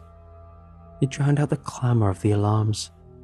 It was as if I was ensnared in a waking dream where the cries became my sole focus, blotting out every other sense. Reaching the desk, I cautiously peered behind it, my eyes drawn to a huddled figure in the corner. His blackened skin mirrored the others, and he possessed little remaining hair. Tremors coursed through his body as he faced the wall, his arms extended limply, wrists hanging from his forearms. "Hey," I yelled. "Are you okay? Can you move?" I said as I maneuvered around the desk. Looking back on it now, it was incredibly obvious that he wasn't. No response. Perhaps the explosion had damaged his hearing. Instinctively, I reached out and grasped his hand. The moment our skin made contact, the crying ceased and the tremor subsided. Slowly, he began to turn his head towards me, his neck moving with jerky, disjointed snaps. And then, I beheld his face.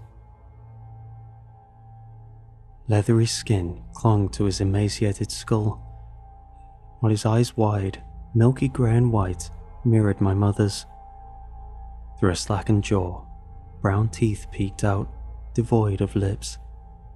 His broken nose sat withered upon his face. Completely nude, his leathery skin continued down his skeletal frame, with patches peeling off, revealing a putrid yellow fluid oozing from the infected wounds. I stood there in shock, taking in his convulsions and heaves. Suddenly, his head rocked like that of a newborn, and he took a ragged, strained breath. Then, he let out a sound unlike anything I had ever heard. But that's not the right way to describe it. The sound triggered a sensation within me, a feeling that wasn't entirely my own. I was engulfed by an overwhelming grief, an intense pain that consumed me entirely. Guilt, as I'd never known, washed over me, threatening to drown me in its depths. I recoiled from the desk, stumbling backward until I fell into my mother's charred remains. A cloud of ash billowed forth, caressing my face as I gasped for air. I inadvertently inhaled the plumes of my mother's ash. I threw up on myself, tears streaming uncontrollably. Crawling on my hands and knees, I distanced myself from the nightmare, my existence teetering on the brink. I crawled and then ran once I regained my footing. I ran out of that room, up the stairs, through the engulfing flames, through the school, past my bewildered classmates. I kept running. I ran until my legs could no longer bear the weight of my body and my shattering reality. I just kept running. Eventually, I collapsed in a local park where the police discovered me. The cold, crisp grass cradled my face, leaving damp imprints in unison with my tears. The officer who found me sat silently beside me in the field, offering no words of advice nor encouragement. We both began to shiver as the cold crept into our bones. I laid in that field until I succumbed to exhaustion and fell into a fitful sleep. I was so utterly exhausted. When the officer drove me home, I awoke to a reality that felt both distant and surreal. The following years slipped away in a haze, an amalgamation of twisting memories and blurred moments. I found myself residing in my mother's home, under the temporary custody of my aunt and uncle. The settlement from the life insurance payout, locked away in a conservatorship, offered a glimmer of financial security. Grateful for their decision, I thanked my lucky stars that my aunt did not seize the opportunity to claim the money as her own. Instead, She handed me a substantial sum of cash. It was an overwhelming amount for a 17-year-old to possess while grappling with the weight of newfound responsibility. In due course, I was granted emancipation, propelled forward by financial freedom. Little did I know that this freedom would become a catalyst for a destructive spiral, deepening the void within my soul with every regretful choice. The passing months merged, as if time itself was nothing more than a fleeting illusion. I was constantly oscillating between moments of heroin-induced intoxication and near unconsciousness. My days were spent in a perpetual state of chasing a fragile equilibrium, and so, as predictable and anticlimactic as it may sound, I succumbed to the overwhelming grip of a heroin overdose. I vaguely recall the nature documentary playing in the background as I craved another hit. Preparing the syringe, I found a suitable vein, and the liquid bliss coursed through my veins, flooding my senses. Was it my 5th hit? 6th? More than I'd ever done before. The rush surged through my body with an intensity I couldn't bear. My balance faltered, and I collapsed onto the couch, my head spinning in a disorienting haze. I slipped into unconsciousness, unaware of the vomit that spilled forth from my mouth. At that moment, I believed I was on the brink of death. In my haziness, I faintly recall the piercing scream of someone who had entered the front door. I must have appeared as the visual embodiment of the death I had longed for. It was my aunt who discovered me in that state, a sight she never deserved to see. She was far too good to be exposed to the wretchedness that had become me. Rehabilitation became an inevitable path I had to tread. My therapist posited that the horrors I witnessed in my mother's classroom were projections of my mind, personifications of the hellish experiences I endured. In the ensuing months, I grappled with a profound sense of worthlessness, despite the earnest efforts of those around me. Weeks continued to bleed into months, and progress toward emotional and mental recovery became a slow, agonizing burn. No matter the tools and coping mechanisms I acquired, no matter the mental acrobatics I performed, I found myself sinking deeper into the abyss. The insidious cravings for substances clung to my heart with sickening tenacity. By the end of that year, I retreated into seclusion, abandoning my education and embracing a life of isolation. Depression became my constant companion, blurring the days into an indistinguishable haze. I traded one vice for countless others, escaping reality through endless hours of content and video games, despising every fiber of my existence late into the solitary nights. Even in sleep, I found no respite. My nights were tormented by relentless nightmares, unyielding in their pursuit of stealing away what little rest I had left. At my emotional nadir, I ceased to care for even the most basic needs. My body, an instrument of survival, was now perpetually hunched, bent by the weight of my deteriorating state. I had become a repugnant wreck, a physical manifestation of the turmoil within my mind. I was a mirror reflecting the distorted image of my shattered mentality. The battle against my demons was slipping through my fingers, and I was losing myself in the process.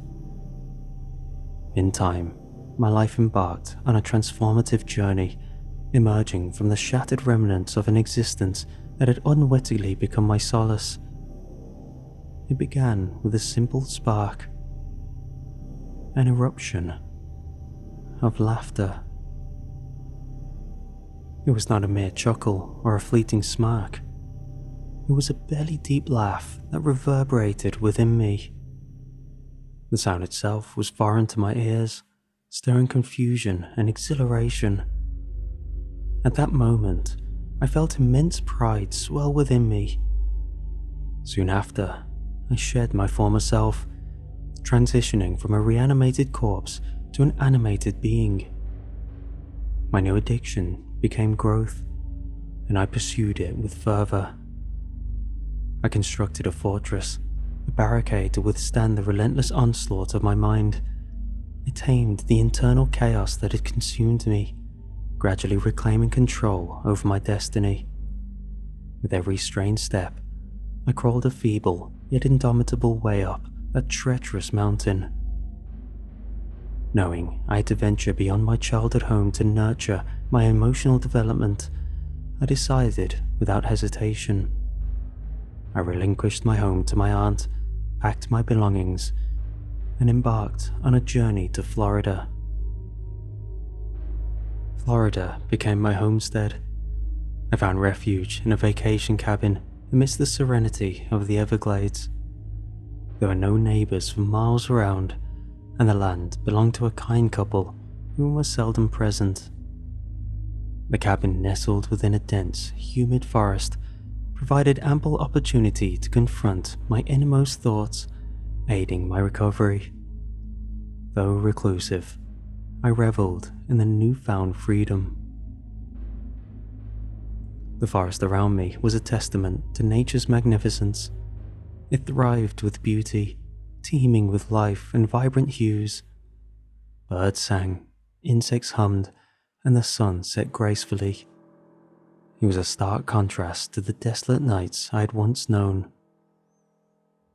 Occasionally, I would venture to an ocean-fed creek a stone's throw away, indulging in peaceful fishing. With each passing day, I slowly fortified my resolve, gathering the shattered pieces of my courage. The journey ahead remained daunting, but still, a glimmer of hope illuminated the path ahead. I clung to the belief that someday, somehow, I would break free from the clutches of this fear. It was precisely what I'd yearned for. My life had become my own again. Though the memories still carried pain, they'd become more bearable. I was on the verge of uttering those elusive words. I am happy. Until the nightly lamentations found me, the anguished cries piercing the silence, a relentless reminder of the entity that haunted my sleep. Sleep became an elusive luxury, for as darkness descended, the wails shattered any chance of rest. Daylight offered a brief respite. The cries became a force that unleashed forgotten pain, shattering the barricade I'd erected. The dormant rancor within me stirred, awakening with a vengeance. My inner turmoil returned, engulfing me in a tempest that left me gasping for breath. My resilience crumbled like sand slipping through trembling fingers. The laughter that once danced upon my lips died in my throat. I broke quickly, so quietly. Then, one night, I stirred from a nap that had inadvertently consumed me. A strange sensation tugged at my consciousness, rousing me from my slumber. The room was shrouded in stale silence, the clock displaying a 1:26 a.m. It was the dead of night, yet mercifully devoid of the haunting cries. With cautious curiosity, I rose from my seat and made my way toward the front door, spurred by newfound audacity. I recall thinking I should step outside, prove to myself that nothing is there, prove the crying is simply in my head. As I approached the door, I envisioned walking outside and wondering where I should go. That night, the air was eerily calm, devoid of the usual bug song. I pressed my face against the small window on the door, peering into the darkness beyond, fully expecting to find only an indistinct shadow. But to my horror, there it stood, staring back at me with an intensity that sent shivers down my spine. Our faces were separated by a mere fraction of an inch of glass, locked in a macabre face-to-face encounter. A cacophony of screams erupted, shattering the once tranquil air and sending tremors through my home. The glow from the kitchen illuminated his face, etching its haunting contours deep within my mind. His quivering jaw moved erratically, a grotesque dance of opening and closing with each laboured breath. Each exhale birthed a clinging mist, smearing the glass with intricate patterns, forming its surface into eerie artistry. His vacant eyes remained fixed ahead, devoid of recognition, as if ensnared within the clutches of unyielding madness. With unsteady steps, he gradually retreated, his form shrinking into a crouched position mere feet away from my door. There was no denying the presence before me. Frozen in shock, I stood there, grappling with a maelstrom of emotions. Fear, curiosity, and twisted fascination intertwined, forming a turbulent whirlwind of conflicting impulses. Though an unsettling truth settled within me, there was no denying the raw reality of his existence.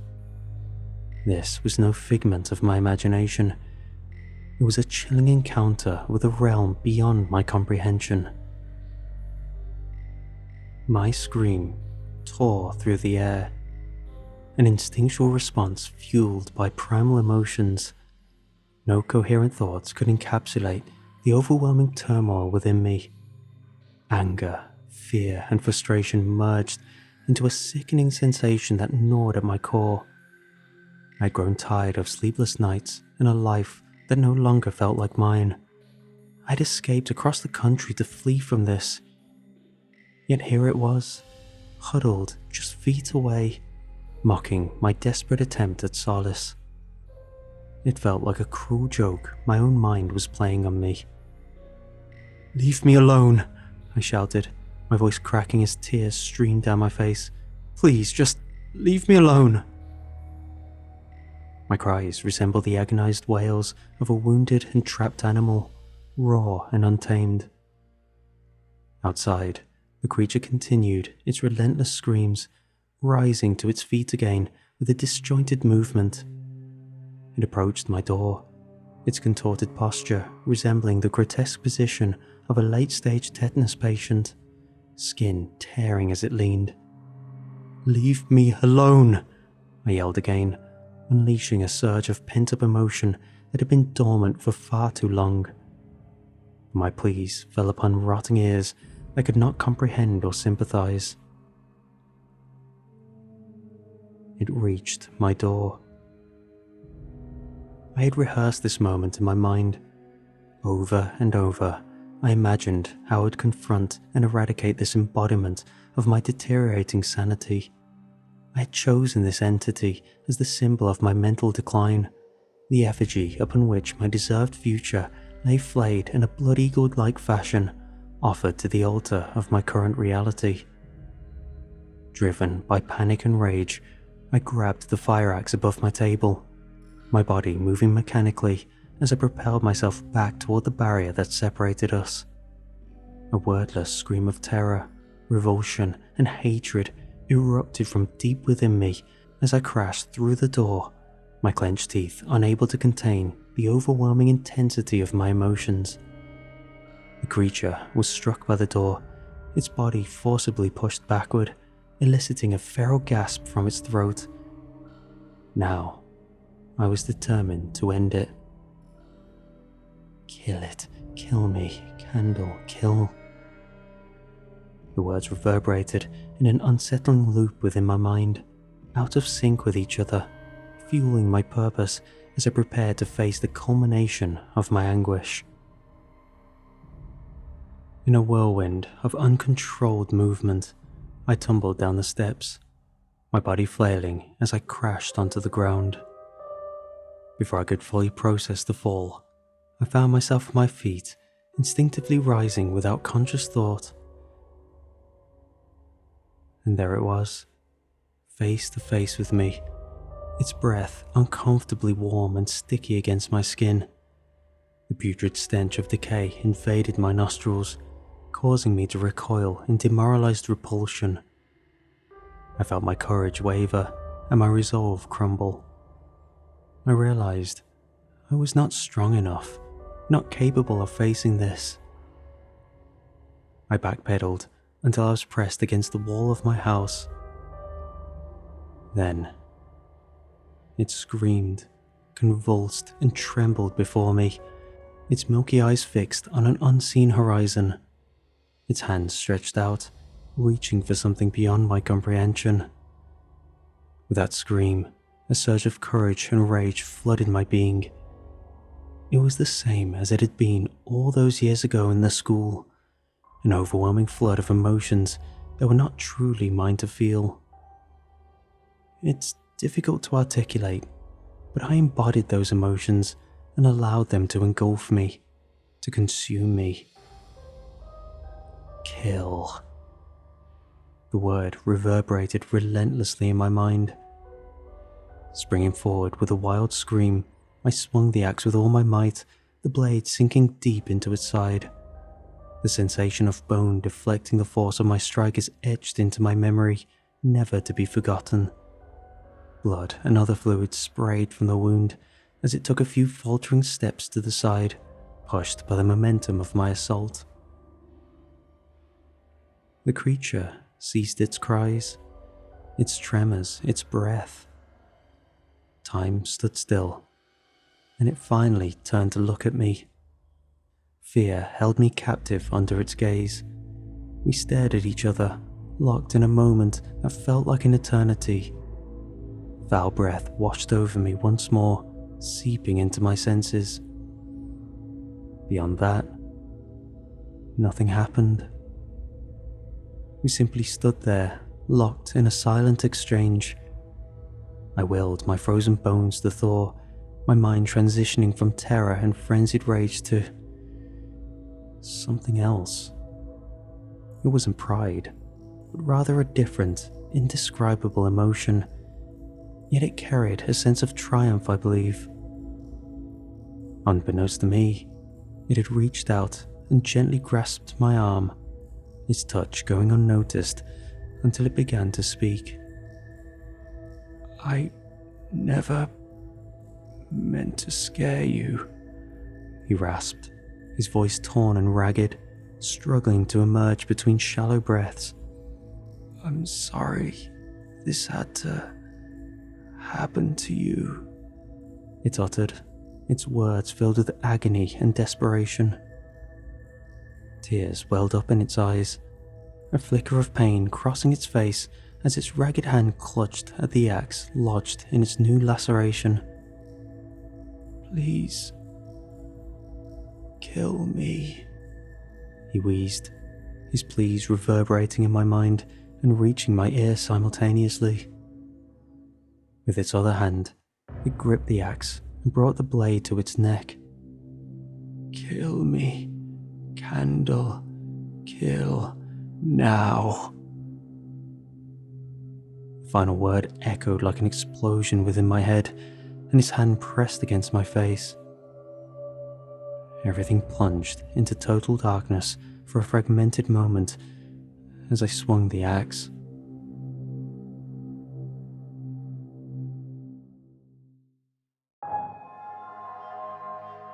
Suddenly, I felt myself hurtling through space, a void engulfing me. The air grew cold, and the wind whipped past, intensifying the disorienting descent.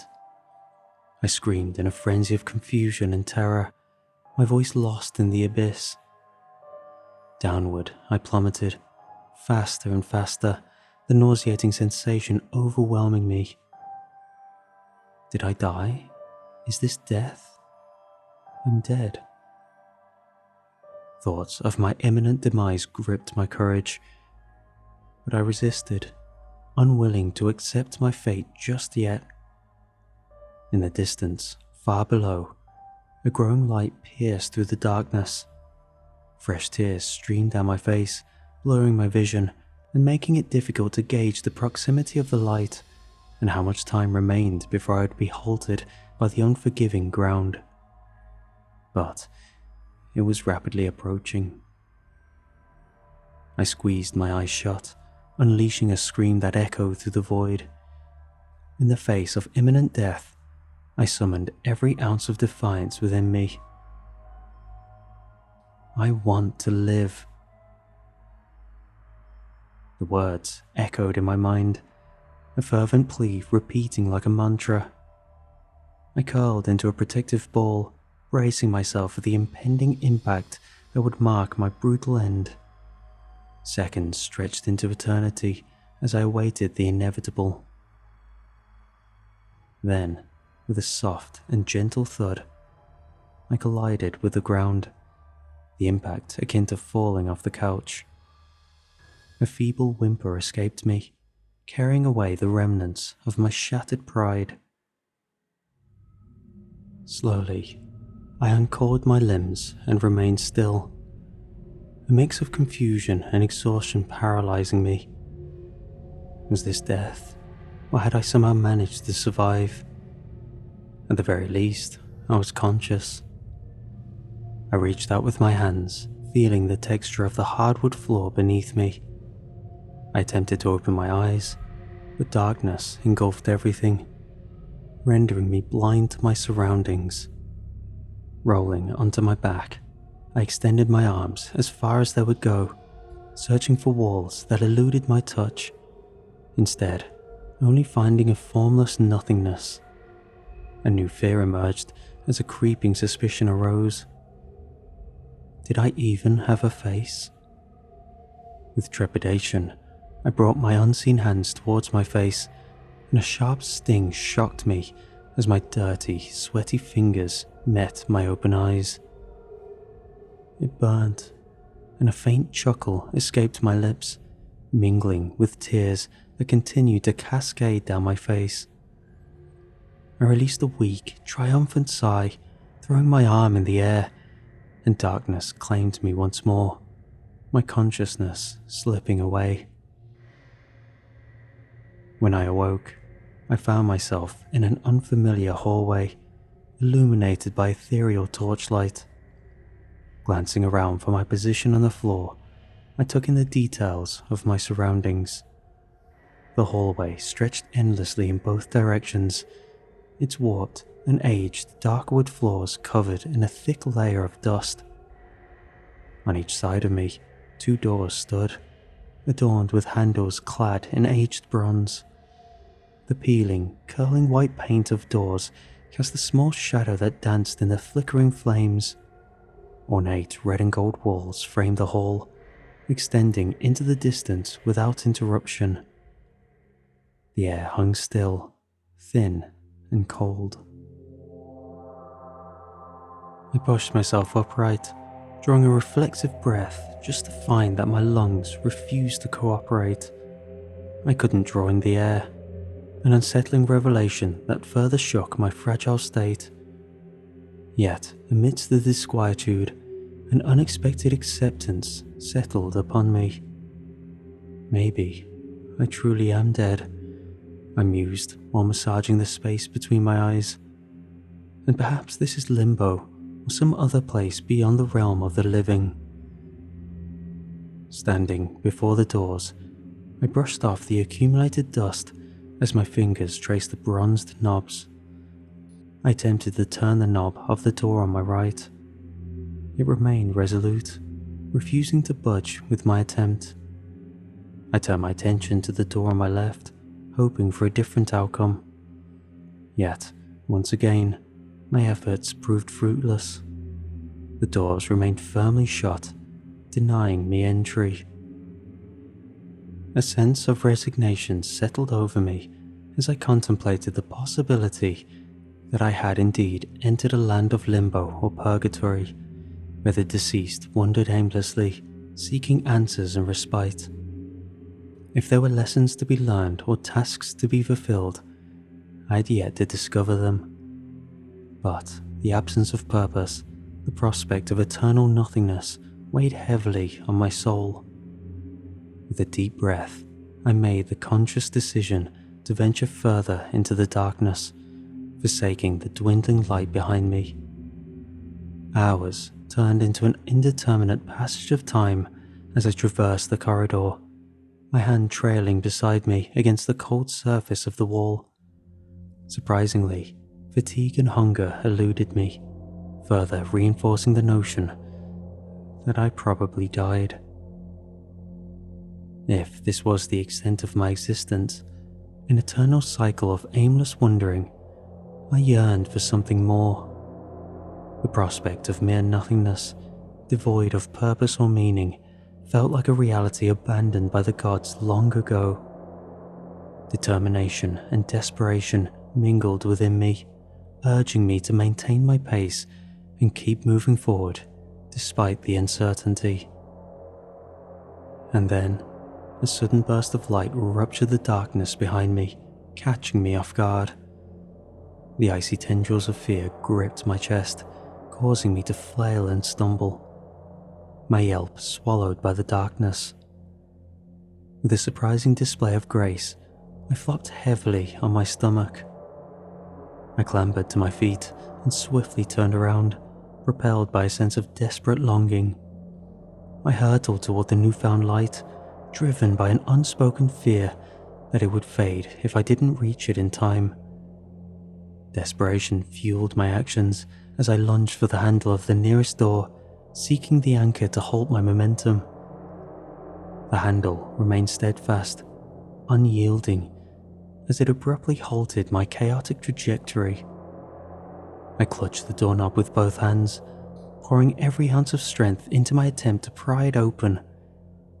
I threw my weight against the door, pulled, hit, kicked, and pleaded in desperation. But the door remained unafflicted. Exhausted and defeated, I crumpled against the door, collapsing to my knees.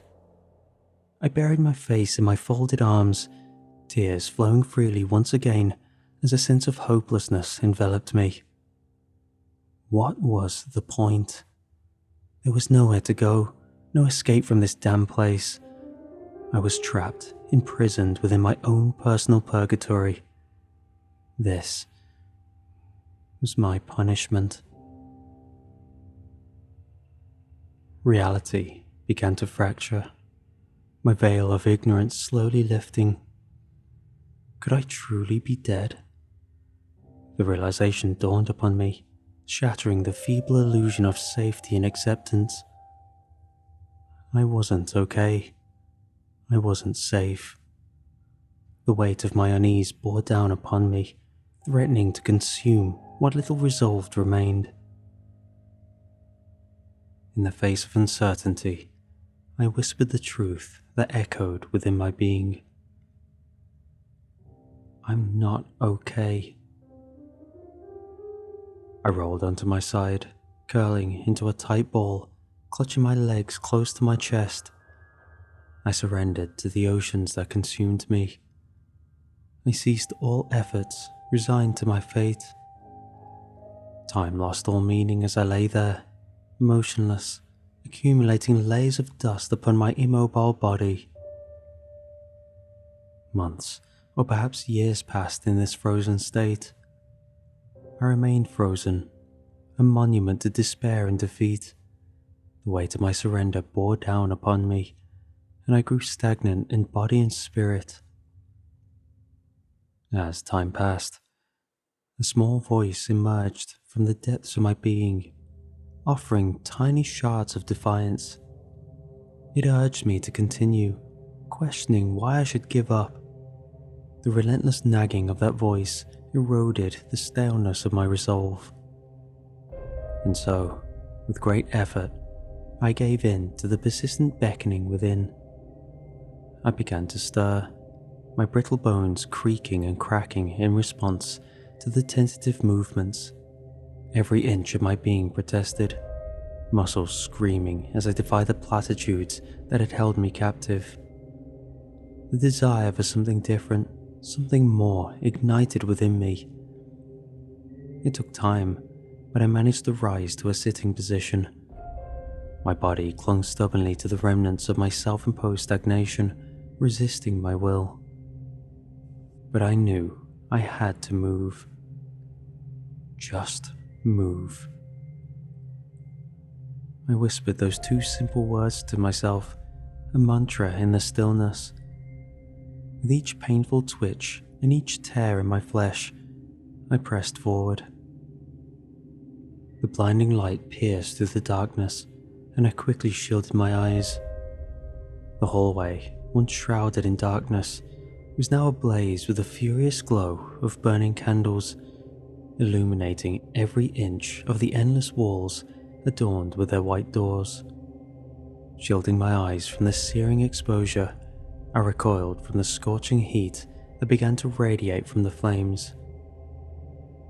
I peered through the gaps in my fingers, and a sight greeted me that filled my heart with renewed hope. There, at the end of the hallway, lay an exit.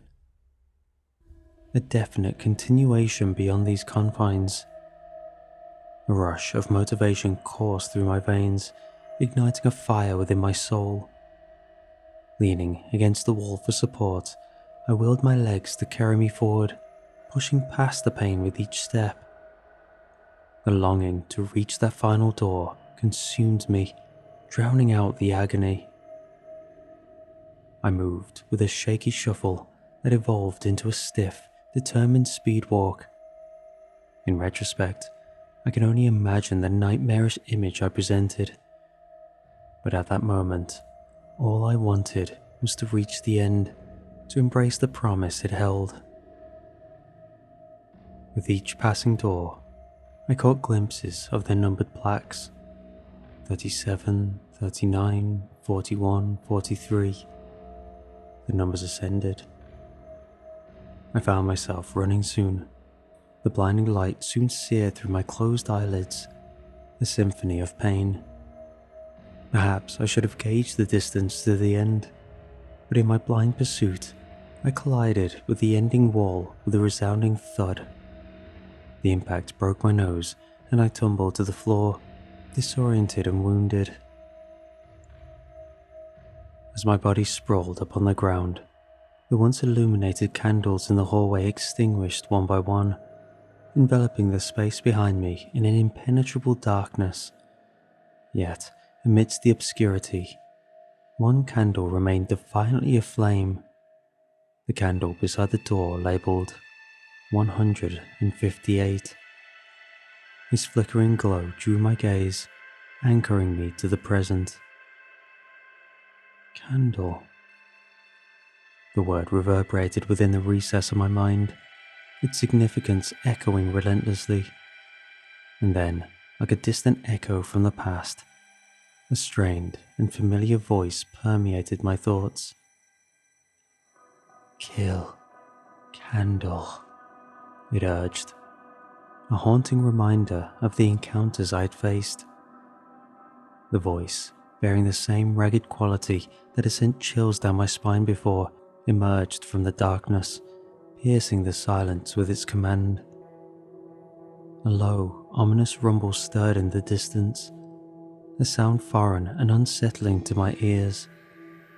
It started as a mere murmur, barely perceptible, but gradually swelled in volume, intensifying with each passing moment.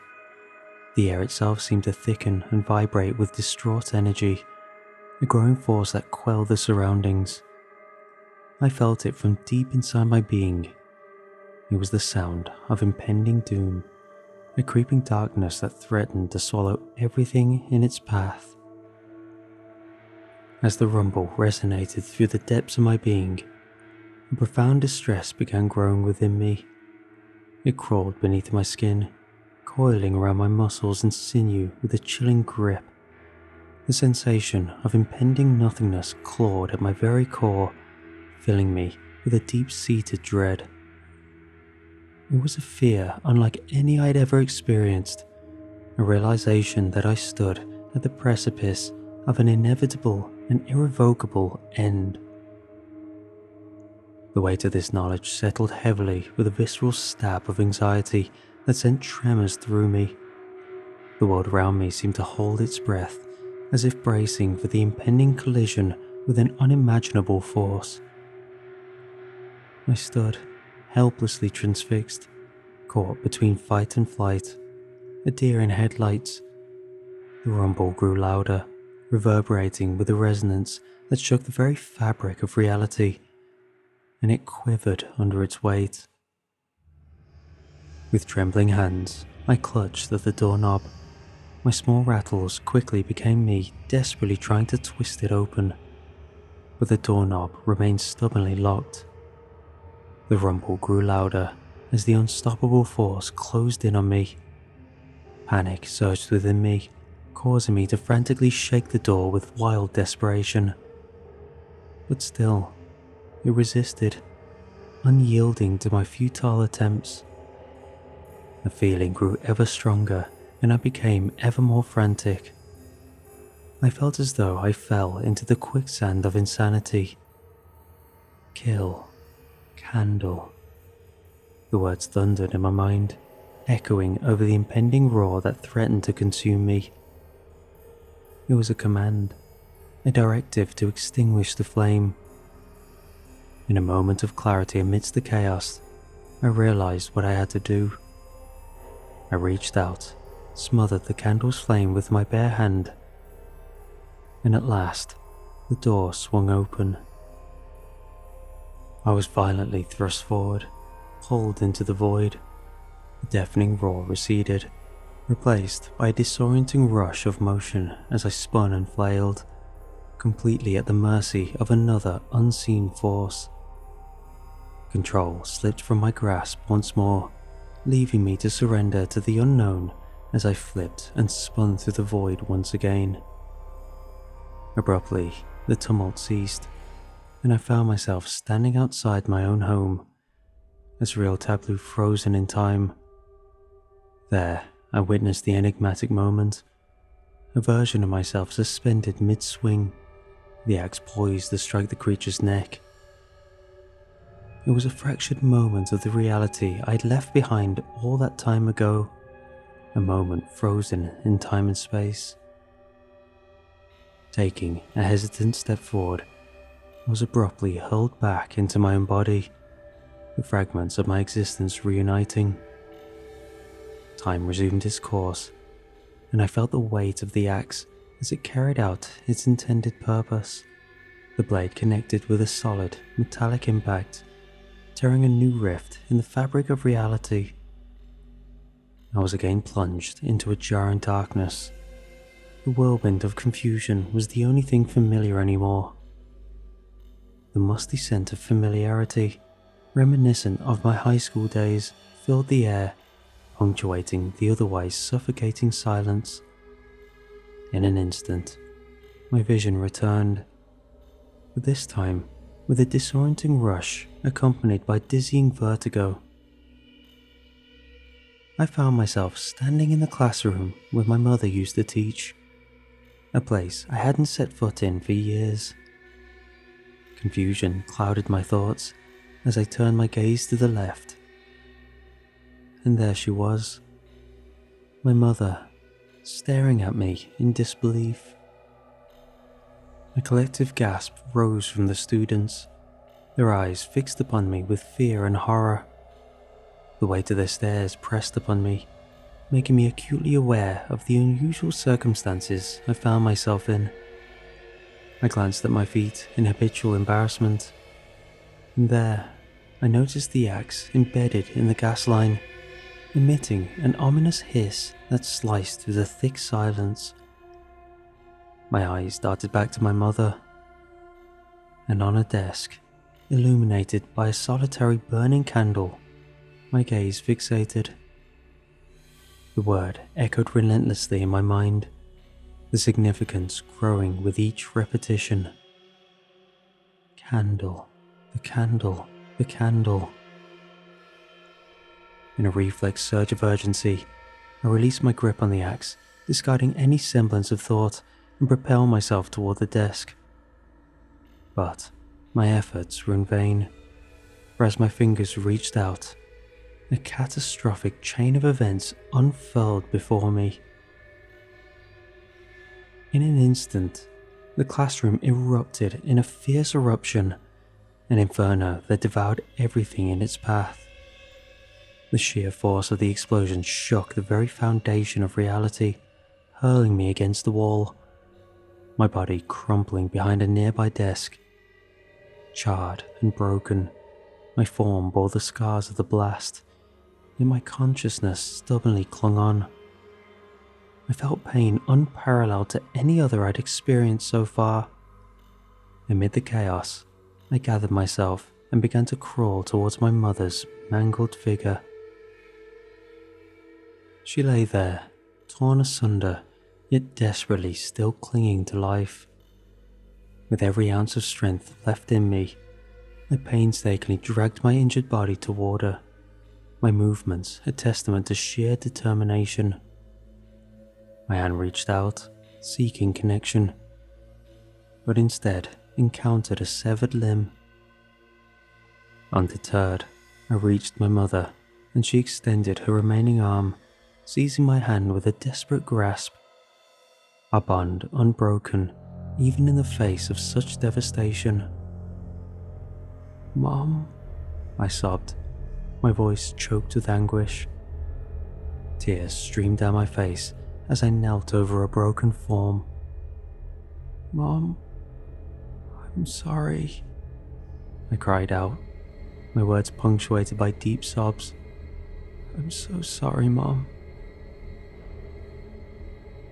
Her eyes met mine, and in that delicate moment, she mustered all she had to utter a sweet whisper.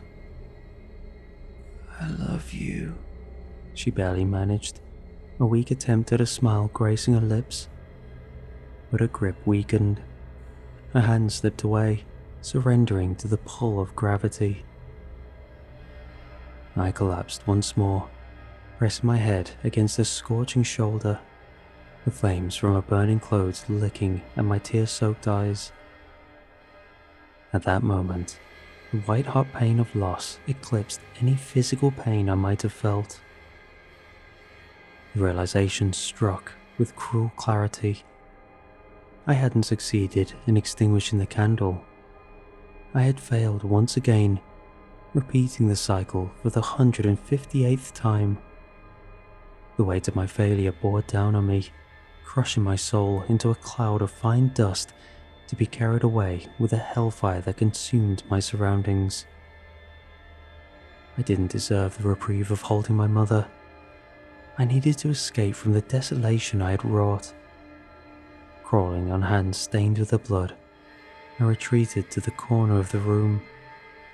My arms hung limply at my sides, my body trembling with a mixture of guilt and revulsion.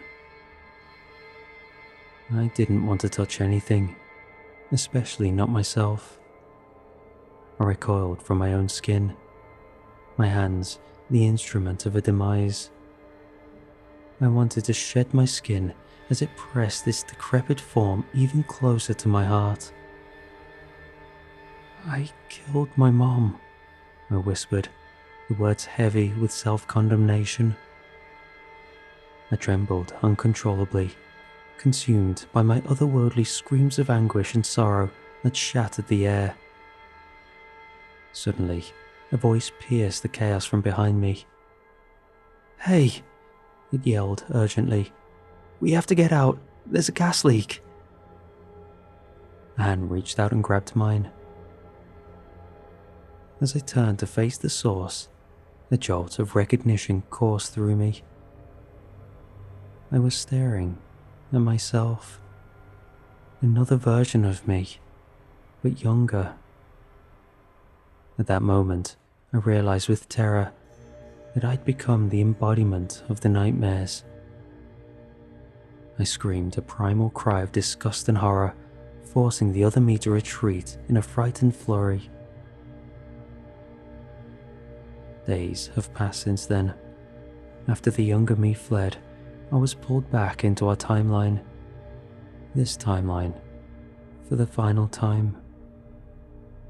I hope my journey was enlightening, entertaining. I hope you won't stagnate as I did. And If you ever find yourself stagnant, placated, absent, then it's the why that keeps you down. And you should also ask yourself, why not? Your reasons just might be enough to move forward again.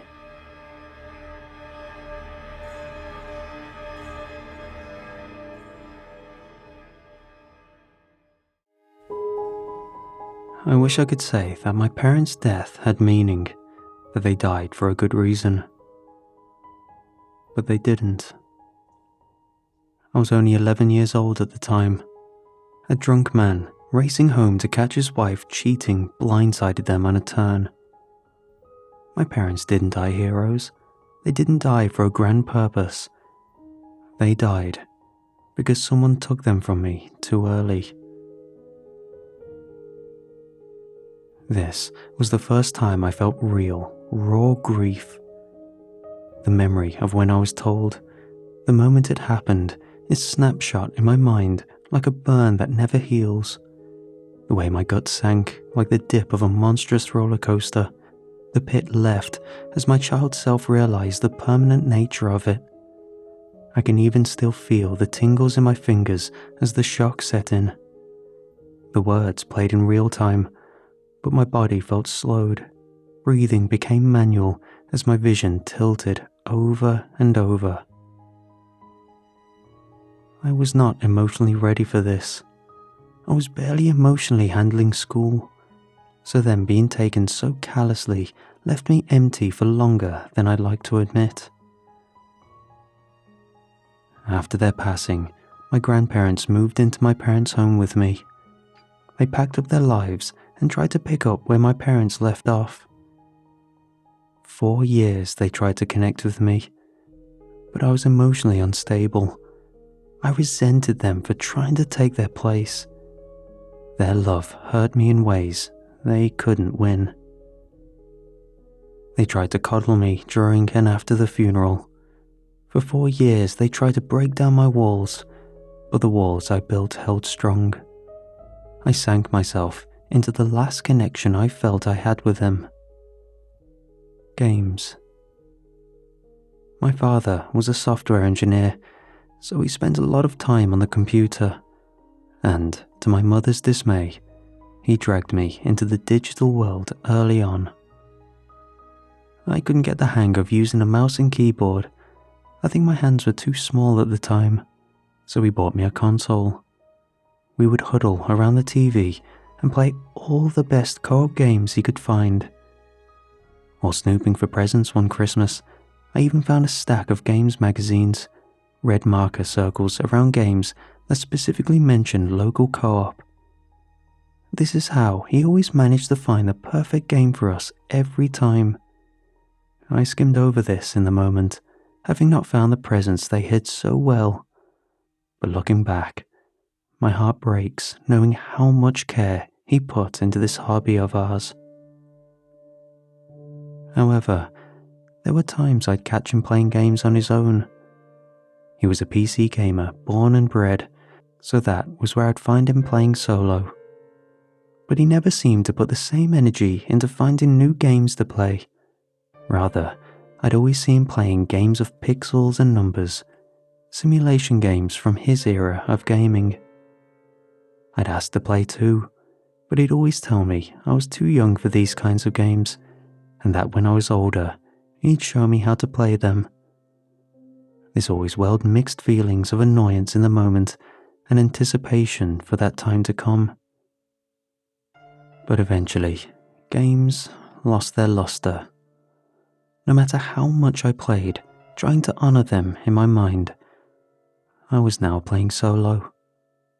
Not seeing the screen split with another player alongside me was a constant reminder of the pain.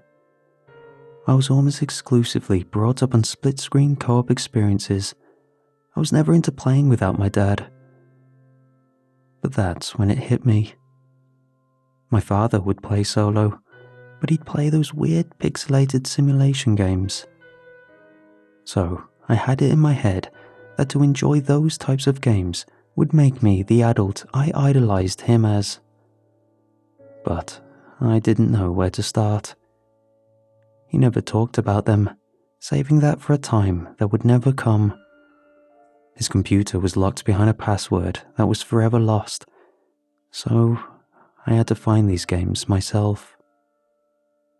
I took to the best resource I knew of to solve the greatest mysteries on Earth: Google. I put in buzzwords of what I could remember: simulation games, indie, single player, old, and press search. These words were not very specific, so it yielded a wide variety of stuff, and after hours of scouring each page, I found a forum post about a game someone had made. Even though it was made in recent times, the screenshots they used to advertise it had that retro style I was looking for. But it wasn't just how it looked. Something else drew me to this game, above all the others that had a similar vibe. Its name: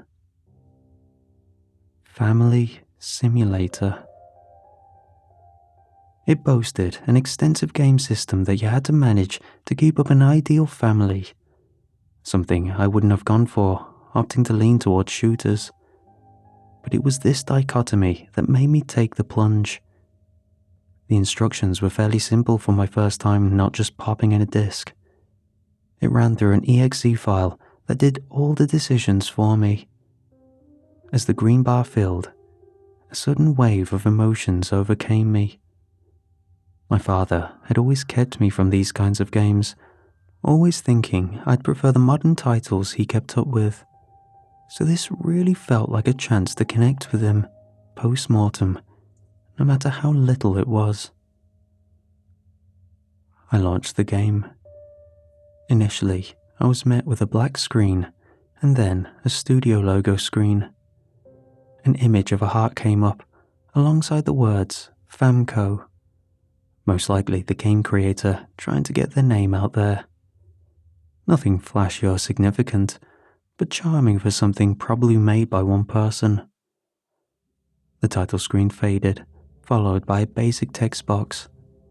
A little line flickering, beckoning me to start writing. The question was simple. Tell me about your life. I thought for a moment. I had been asked this a lot, by counselors, my grandparents, and kids that never cared about me before they heard the news. A gesture I dismissed at face value with a blunt, "I'm fine." They should have known the answer, so I felt insulted each time I was asked. After a while, my grandparents were withdrawn about asking this, seemingly respecting my decision of maintaining distance, and yet, for some reason, that frustrated me too. But looking back, I'd never truly thought about the answer above a simple no, much less answered it honestly. I'd kept all of this inside, and it finally bubbled up to a point, the straw that broke the camel's back. I started typing. All the frustration, sadness, envy, jealousy, all of it was being shoved into this game. Time blurred while I hashed out my rant. I was putting my soul into this answer for the first time ever. It felt silly, even in the moment, knowing I was going at it into some indie game of pixels and text. I didn't know why I was giving this game so much information about myself, but it felt good to get these feelings out somewhere where I knew I couldn't be judged. I could just say my piece and not hear hollow rhetoric about hope and healing. And it felt good. The black box, a silent listener that I needed. Something that wouldn't pity me, but would just listen. I hadn't even gotten into the game and I was exhausted. I had typed out everything I missed about my parents, how I dearly missed the meals my mother would make, my father taking me out to a field just to throw a ball around, how he'd show me neat tricks that would have me belly laughing, the way he would get up 5 hours before any of us to tell us that he woke up early, only to go back to bed a few minutes after informing us. I miss staring at the watch I gifted my mother, with my dad's help of course, that my mother adored when we went out for special occasions, the way they treated me, how much I loved them, how much I missed loving them. Every single minute detail was handed over. The game accepted the information with a satisfying ding sound, and I was sent to another menu. This time, character creation. Now, I've never been the creative sort, so I blatantly just made myself. I named myself Alex, set brown hair and brown eyes, a simple white t-shirt and jeans. I was also prompted with adding personal details like my birthday, number of friends, and my likes and dislikes. What I didn't expect was the choice of a family. It wasn't as in-depth as the character creation itself, only a couple of presets. Preset 1 was a woman with red hair, a simple crop top and some shorts, the man not too dissimilar from my own outfit. Preset 2 was, they looked like my parents. It sounds crazy, but it just felt like them. The models were just a mashup of simple pixels, but they carried so many of their characteristics I grew to recognize in them. The jovial look my mother wore on a near constant basis, my father's stoic stature that exuded the confidence that he was always trying to pass on to me. It was uncanny. I was at a bit of a loss. I know I missed them, but I didn't realize how much I still miss them. Even after 4 years. I mean, for a second, I'd been convinced that these were my parents in some way. The game was something I was looking to sink some time into as a distraction, but now it fully captured my attention. I accepted all the settings and the game loaded up. It played a scenic shot of the house before fading to me in a room with a family. But as soon as I spawned in, I was shook with a loud bang. I jumped a little in my seat and my heart raced at the fright. "Alex, go to bed. You have school tomorrow. Those games are going to make you sick." It was my grandmother on the other side of my door. I always had my door locked, so this was how she would communicate with me. I checked the time and it was already 2 a.m. As much as I hated to admit it, she was right. But sleep didn't come easy, with my curiosity swirling around my head about this new game. Perhaps I was mistaken, but the thing I had seen as the game had just loaded in was too much to be a coincidence, surely. It couldn't have been a mistake. The setting was a near-perfect rendition of the house I grew up in, the house I was in right now. The more I thought about it, the more excuses I made to cope. How had the game replicated these things so perfectly? But it was the room that was what I couldn't explain. I saw a dining room, but the details were too familiar. The shade of wood on the square dining table, the layout of the cabinets, the door that led to the kitchen. It was almost entirely the same. It could have been coincidence. My house was a common suburban build, with similar layouts in the rows of houses near me, but it was the layers of coincidences that had me stumped on an explanation. I breathed a sigh of relief as I realized that I was the one that handed details over. Perhaps I really had given the game too much information. This thought didn't entirely settle me, but it eased my mind enough to get some sleep.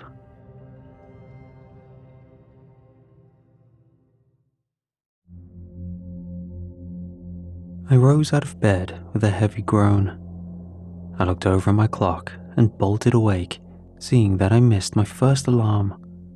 I quickly got up and rushed my morning routine.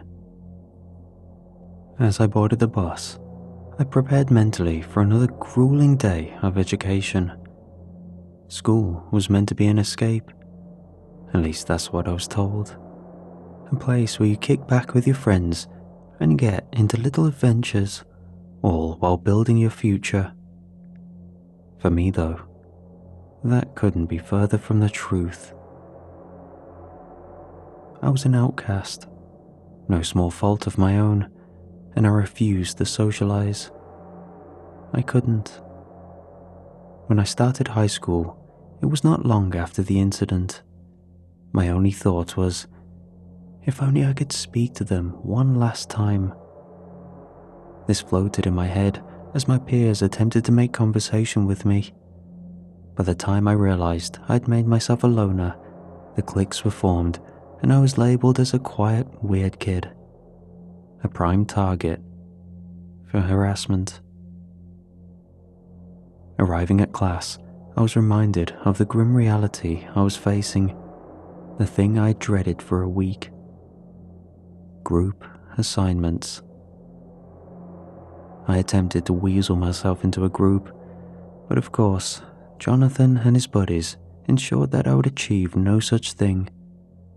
The truth was that Jonathan was just as insecure as I was, but the difference was that he projected his much louder than anyone else, and I was the conduit for his emotional baggage. The teacher saw me alone and exclaimed that whoever had no group would take a test instead. He spoke like he was talking to the class, but it was obviously just about me. I sat in the corner of the classroom, away from everyone else. But instead of getting on with the test, I started to dwell on the game again. I could easily chalk everything down to coincidence. But what if it wasn't? Could I speak with them again? The notion was absurd. Thinking my parents were somehow in that game was an impossibility. But with so much unresolved, there was an irrational part of me that wanted to believe it was true. I bombed the test with how distracted I was, and school couldn't end any sooner. But I knew it wasn't over yet. Jonathan had a knack for finding blind spots from authority. Somehow, he'd always catch me alone, despite my best attempts at staying within eyeshot of people. Though this sometimes didn't even help when other kids would just turn a blind eye to his outbursts. The only constant was me. A slap here, a slap there. I'd learned to ignore them, but in my already emotional state, I ran, crying. When I got home, my eyes had already run dry. As I entered through the front door, my grandmother greeted me. "How was school today, honey?" she soothed. Despite her soft tone, the sadness quickly turned to frustration. I shrugged her off with a blunt, "It's fine," and I ran past her. Rushing past the kitchen, a glint caught my eye. A watch? I didn't have time to check. I needed to get back on the game. I slammed my door shut and latched the bolt. I booted up the game and was loaded in. It was me, in my own house, with my parents, and it was everything I'd always wanted.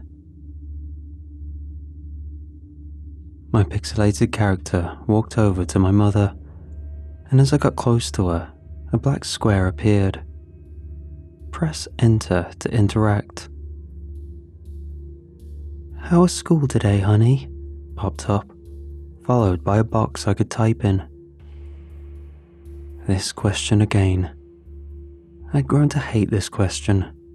The people I'd asked this never seemed to actually care about my well-being, more so just going through the motions of conversation. But I felt safe opening up in this game.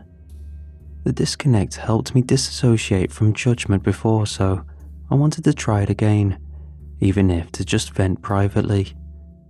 This is where the game became my escape. Another reality where everything was as it was always meant to be. Jonathan keeps bullying me. The kids in class despise me, and I can't even muster up the effort to stand up for myself. Because in all honesty, it's the path I chose. I miss you, Mom. I wish you were here to guide me, to comfort me. As soon as I sent the message, she instantly responded. I see, sweetie. Mom is here for you. Your father and I missed you so dearly, the NPC responded. I felt warm. Those were the words that I'd been craving, a craving that my grandparents, no matter their efforts, could never satisfy. The dialogue option disappeared, and with it, so did my ability to interact with her.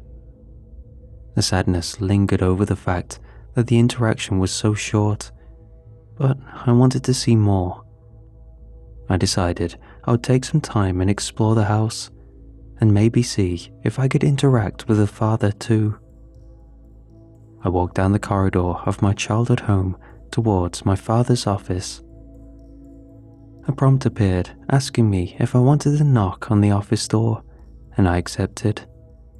He called to come in, and the screen faded out and back in to us in the office. In reality, it was now a room full of boxes still unpacked from my grandparents moving in. But here, the room was back to life. My father sat at his desk, which spanned the majority of the small office's width. This time, the conversation began without a need for me to initiate any prompts. The words of my NPC father flashed across the screen. Hey champ, everything alright? No text box came up for me to type in. Instead, this time I was met with two choices, yes and no. After the talk with the mother, I was feeling a lot better, so I chose the first option. That's great to hear, champ, he responded. This made me smile. Though he would cycle through nicknames and titles to call me, champ was sometimes one of them. It might have been added as a cliche, but even as a coincidence, it still made me happy. Then the NPC asked me if I wanted to play ball with him. Even though I knew it was all virtual, there was still a small excitement at the idea of playing ball with my dad again. The screen faded to black, and we were in the yard. We passed the ball around for a few minutes, the game looking like nothing more than a PowerPoint presentation animation. But in its own way, it was endearing. Sleep came easier this time. For the first time in recent years, I was fulfilled, as if I had felt parental connections again, even if only virtually. Still, some unease set in as I contemplated the legitimacy of the interactions I just had. If they were simply the execution of basic code, or something more. In the moment, I was absorbed with trying to connect to my parents, but lying in bed, I was debating whether feeling satisfied emotionally from a bunch of pixels was healthy.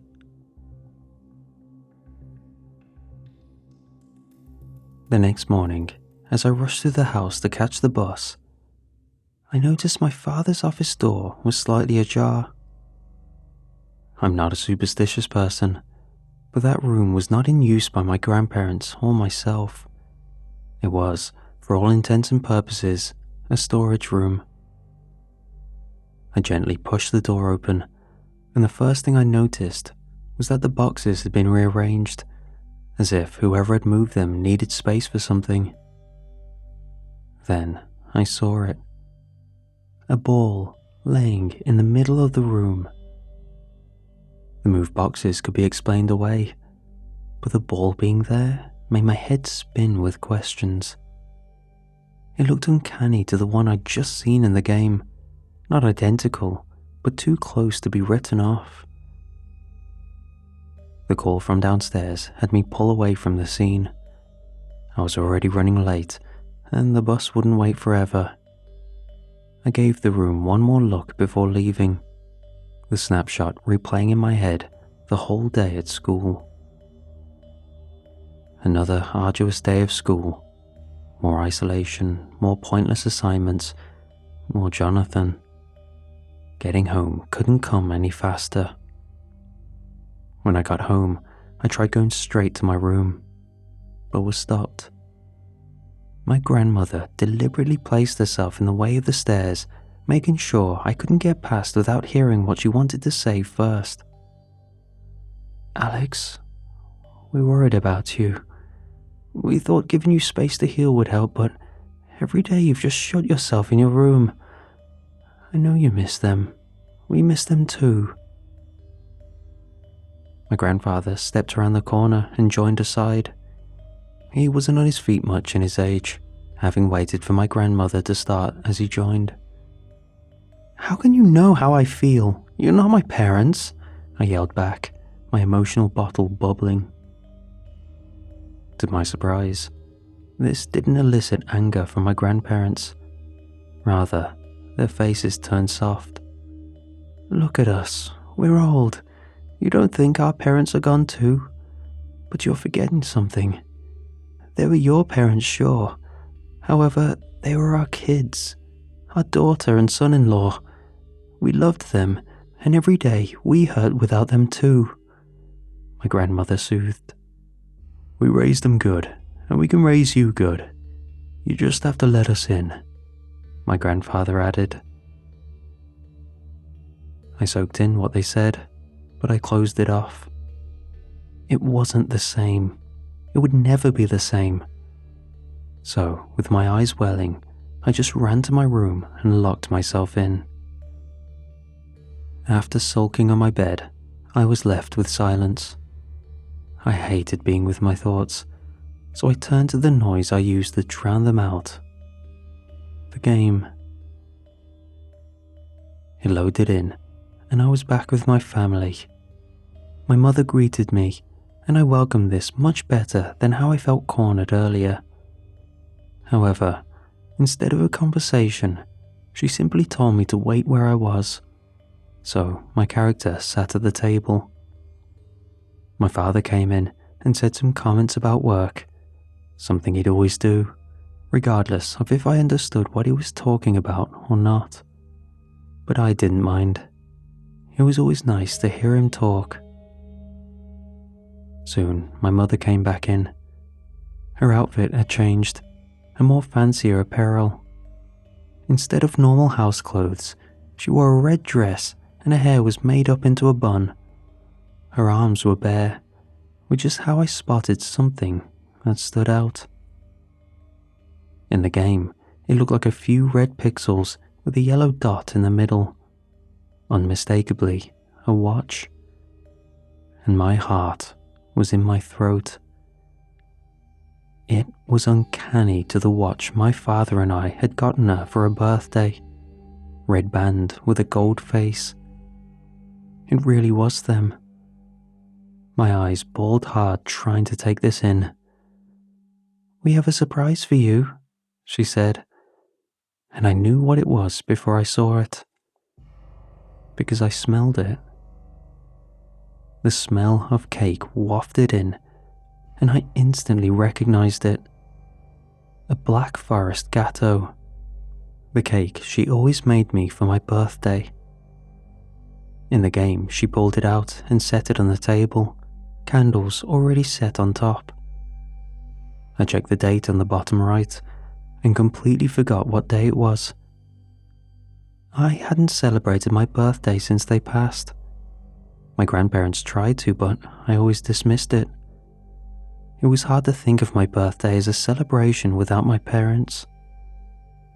A jingle played to the tune of the birthday song, and confetti flew around the room. My parents looked elated as my character blew out the candle, something I wouldn't have been able to do in my current heaving state. But the smell lingered longer than I'd thought. At first, I thought it was my emotions getting the better of me, but there was the unmistakable smell of cake in my room. "Happy birthday, son," they both exclaimed. "We want to take you out for your birthday. Our treat," my mother said. "Pick any place you want. "Where do you want to go?" my dad asked. A text box appeared, prompting me to type in an answer. I contemplated the answer. My first thought was KFC. I know it's cheap junk food, but for some reason it was a bit of a family tradition, though it might have been an indicator of our financial status. But I thought about it more, deeper than what the game was asking me. Where did I truly want to go? Well, the answer would be to be with my parents, so I typed in the place that everyone had told me where they went. Heaven. "That's a wonderful choice, son," they exclaimed. "Grab your things, son. Let's go there," my dad said. Then the screen faded to black, then crashed. My heart raced. No, no, no, no, no, I muttered to myself ad nauseum. I slapped the side of my monitor, knowing damn well it wouldn't do a thing. I was so close. My heart was set on the idea that I'd somehow see them again. But in the silence, I started to think about it. What if this was something they were telling me? The last thing they were telling me? That, like the game, to get to where I needed to go, something had to end. Life. Life is what needs to end to get to heaven, the place I wanted to be with them. I looked around my room, then remembered something. When they passed, I snuck into my dad's office and took his old letter opener, a trinket he'd show off to me to open mail. He sometimes let me use it myself, which my mother didn't approve of. It was too sharp for a child to be playing with.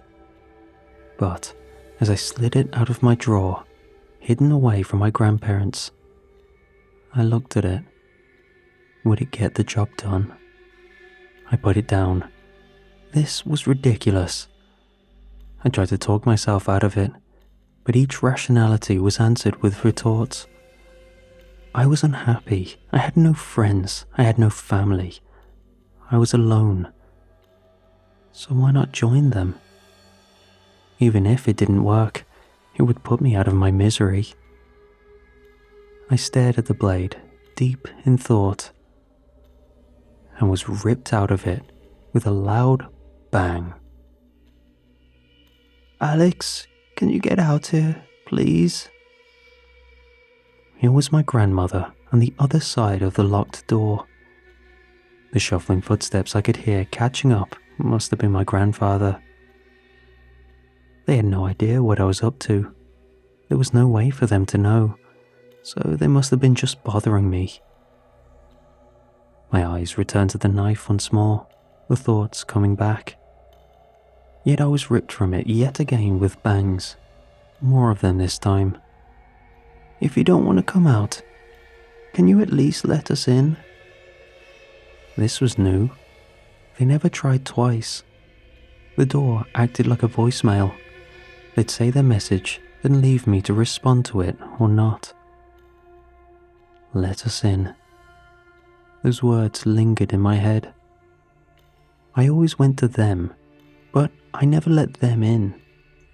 This was my space I'd carved out for myself, and I used it to keep everyone out. This was the choice I had. Go through with a plan to see my parents, or see what they wanted. And it was the hardest choice of my life. The silence of the room weighed down on me, and my breath shallowed. Could I make it quick? How painful would it be? Would I actually see them? But the lingering thought was, if I could do it with my grandparents on the other side of the door. So I went with the second option, to see what they wanted. I hid the knife and slowly unlocked the door. Stood outside were my grandparents, big grins on their faces. "Happy birthday, Alex," they said, enthused. I didn't know how to respond, and they continued. I know you don't like to celebrate, but we have something special for you. Come with us, my grandmother said. So I did, my mind too foggy to do otherwise. They led me to the kitchen, and in the middle sat a cake, an exact replica of my mother's Black Forest Gateau. This opened me up. What? How? How did you... Why? I was too stunned to form a question, too many of them flying through my mind. Remember, Alex, she had to learn it from somewhere. Making this cake for your mother was a tradition that started with me, she said proudly. I got something for you too, Alex, my grandfather wheezed, the walk from the stairs taking the wind out of him. He hobbled over with a box, wrapped in a red ribbon. I looked at it, not having any idea what they could have gotten me. They didn't know me, not in a personal way, to not get me something generic. But I couldn't not open it with them watching me. So I slipped the ribbon off and looked at what was inside. It was something that made my head light from shock, needing to have to sit down after seeing it. It was a watch with a red strap and a gold face. My mother's watch. Is this... I started, not having the energy to finish asking.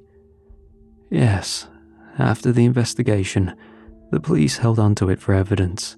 It took a while to get it back, but when I did, I had it restored to give you on a special occasion, my grandfather answered. I have something else too, my grandfather added. He pulled his arm from behind his back and pulled out the ball I'd seen in the office, like the one my dad used to have when he played with me. I've been practicing some tricks in the old office. Bet you didn't notice. I'm not as good as your old man, but he showed me some of the basics, he smugly announced.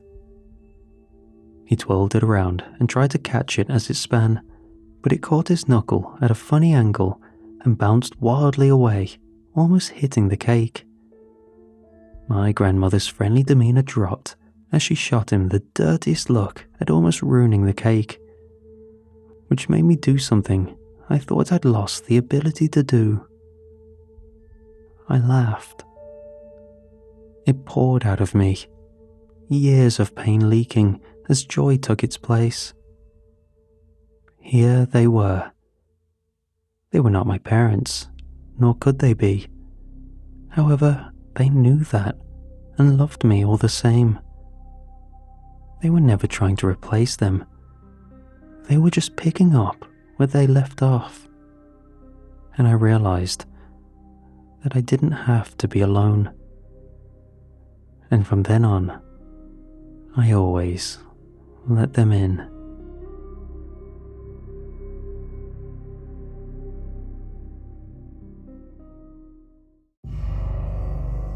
Participants needed for sleep study earned $5,000, no experience required. I was just your average guy struggling to make ends meet. The bills were piling up. My job at the convenience store barely covered the rent, and my girlfriend of 3 years had just left me for someone with a better future. I felt trapped, suffocating under the weight of my own inadequacies.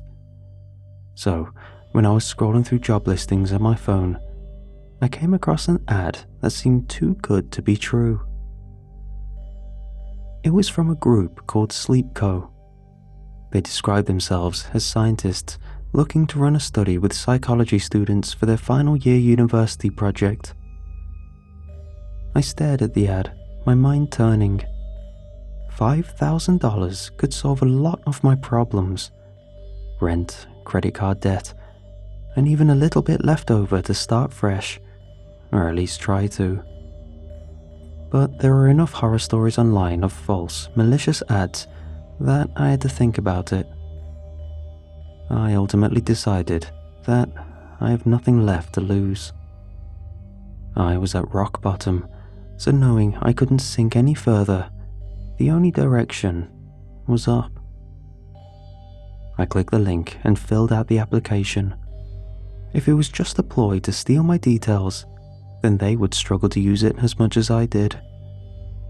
What I didn't expect was being contacted a few days later.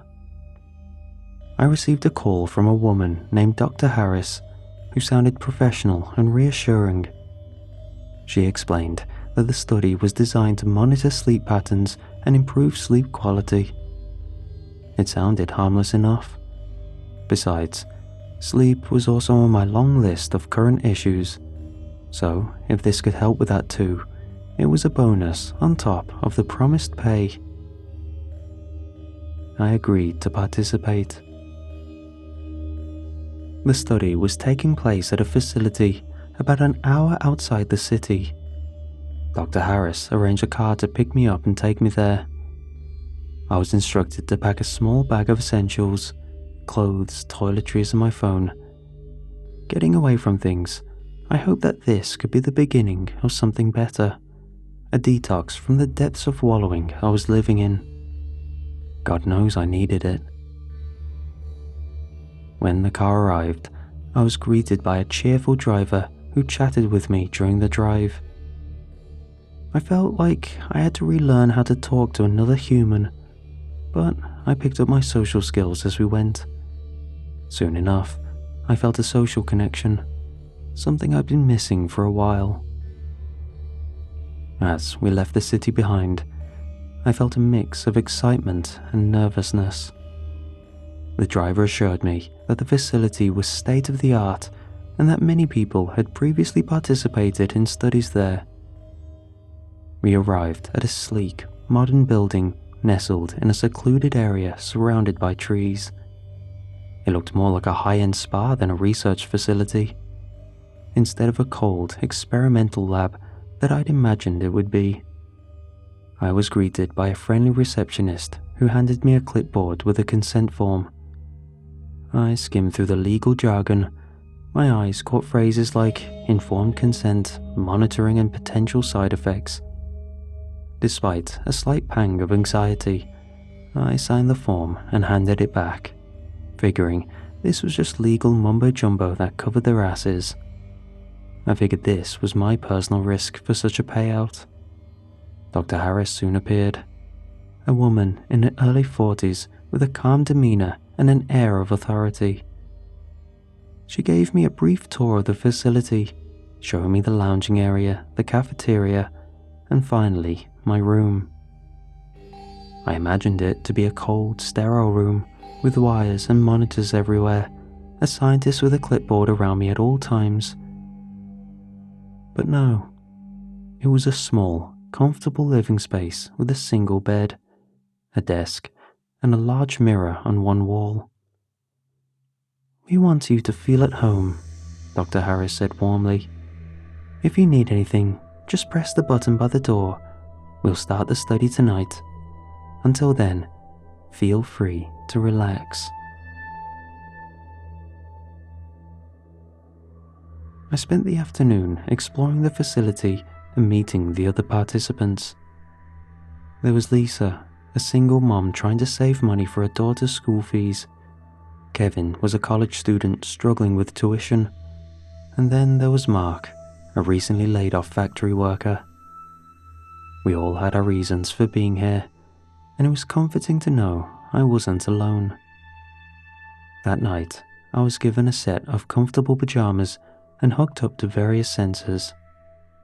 Now it was starting to align with my perception of this study. Electrodes were attached to my temples, chest, and arms. It felt a bit intrusive, but Dr. Harris assured me it was all standard procedure and that it wouldn't affect my sleep, just monitored it. She wished me a good night and left the room. The first night was uneventful. I had a few dreams, none of which I remembered in detail. I woke up feeling slightly disoriented, but chalked it up to the new environment. The next day, I met up with the others.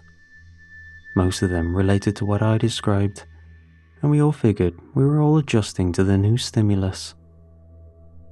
However, Mark was different. He didn't seem to be taking well to things, saying how they invaded his sleep and he felt exhausted from the study.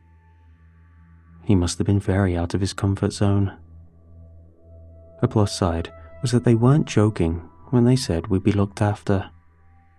I ate like a king compared to my usual instant meals and had so much freedom compared to my dingy apartment. After a relaxing day of comfort, I was ready for the second night of sleep. However, the second night was different. I had a vivid dream of wandering through a dark forest, chased by an unseen entity. No matter how fast I ran or how erratic I made turns, it was always on my tail. Eventually, it lunged and tackled me to the ground. Dreams always feel real in the moment, and I was overcome with a fear of death. In the struggle, I turned and saw my ex's disappointed face. Before I could process this, I jolted up in a panic, back in the facility's bed. I was covered in a cold sweat, the fear coming through my body but slowly passing as I processed where I was. I couldn't piece together all the details when I woke, the experience having left my mind quickly. Dr. Harris asked me to describe the dream as best I could, taking notes thoughtfully. I was instructed to give all the details of anything sleep-related, so I tried. She seemed intrigued by the details, even though they made little sense to me. Dreams are a natural part of the process, she explained. They can become more intense when your brain is adjusting to the monitoring equipment. I nodded, trying to shake off the lingering dread. After the meeting, it clicked what she said. They mentioned monitoring, which had nothing to do with influencing dreams. As far as I was aware, this was just supposed to study our sleep patterns. But no matter how much I tried to deny it, the dreams only grew more disturbing over the next few nights. Each night, the dreams became darker and more terrifying, more vivid, more memorable. One night, I dreamt I was buried alive, the weight of the earth pressing down on me, making it impossible to breathe. It was too dark to see anything.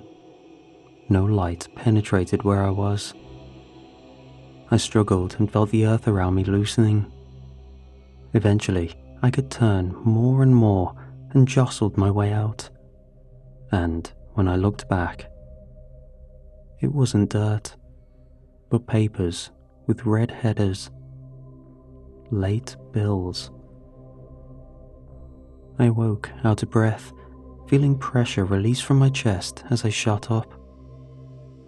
Another night, I was trapped in a burning building, the heat and smoke suffocating.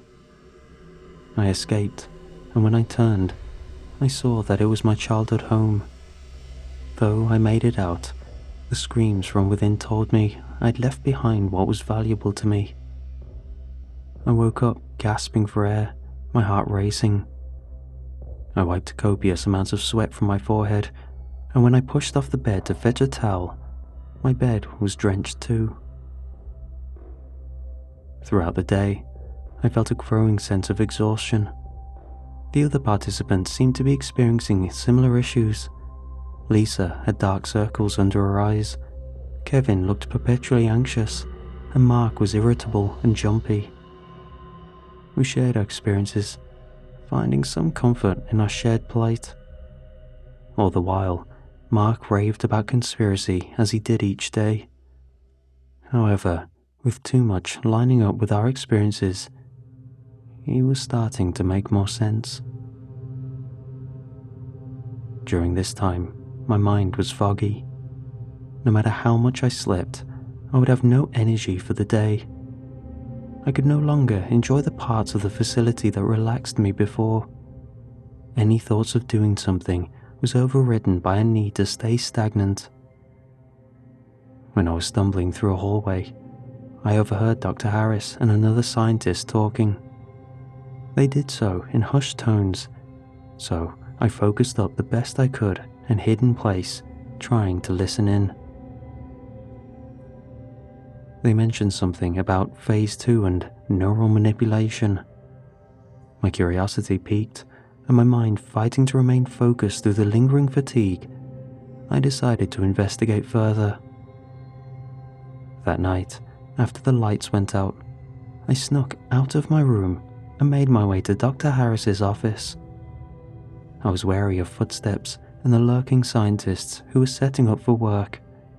However, I also had to battle the footsteps that weren't real. My mind was playing tricks on me, an enemy to my goal from the exhaustion weighing on me.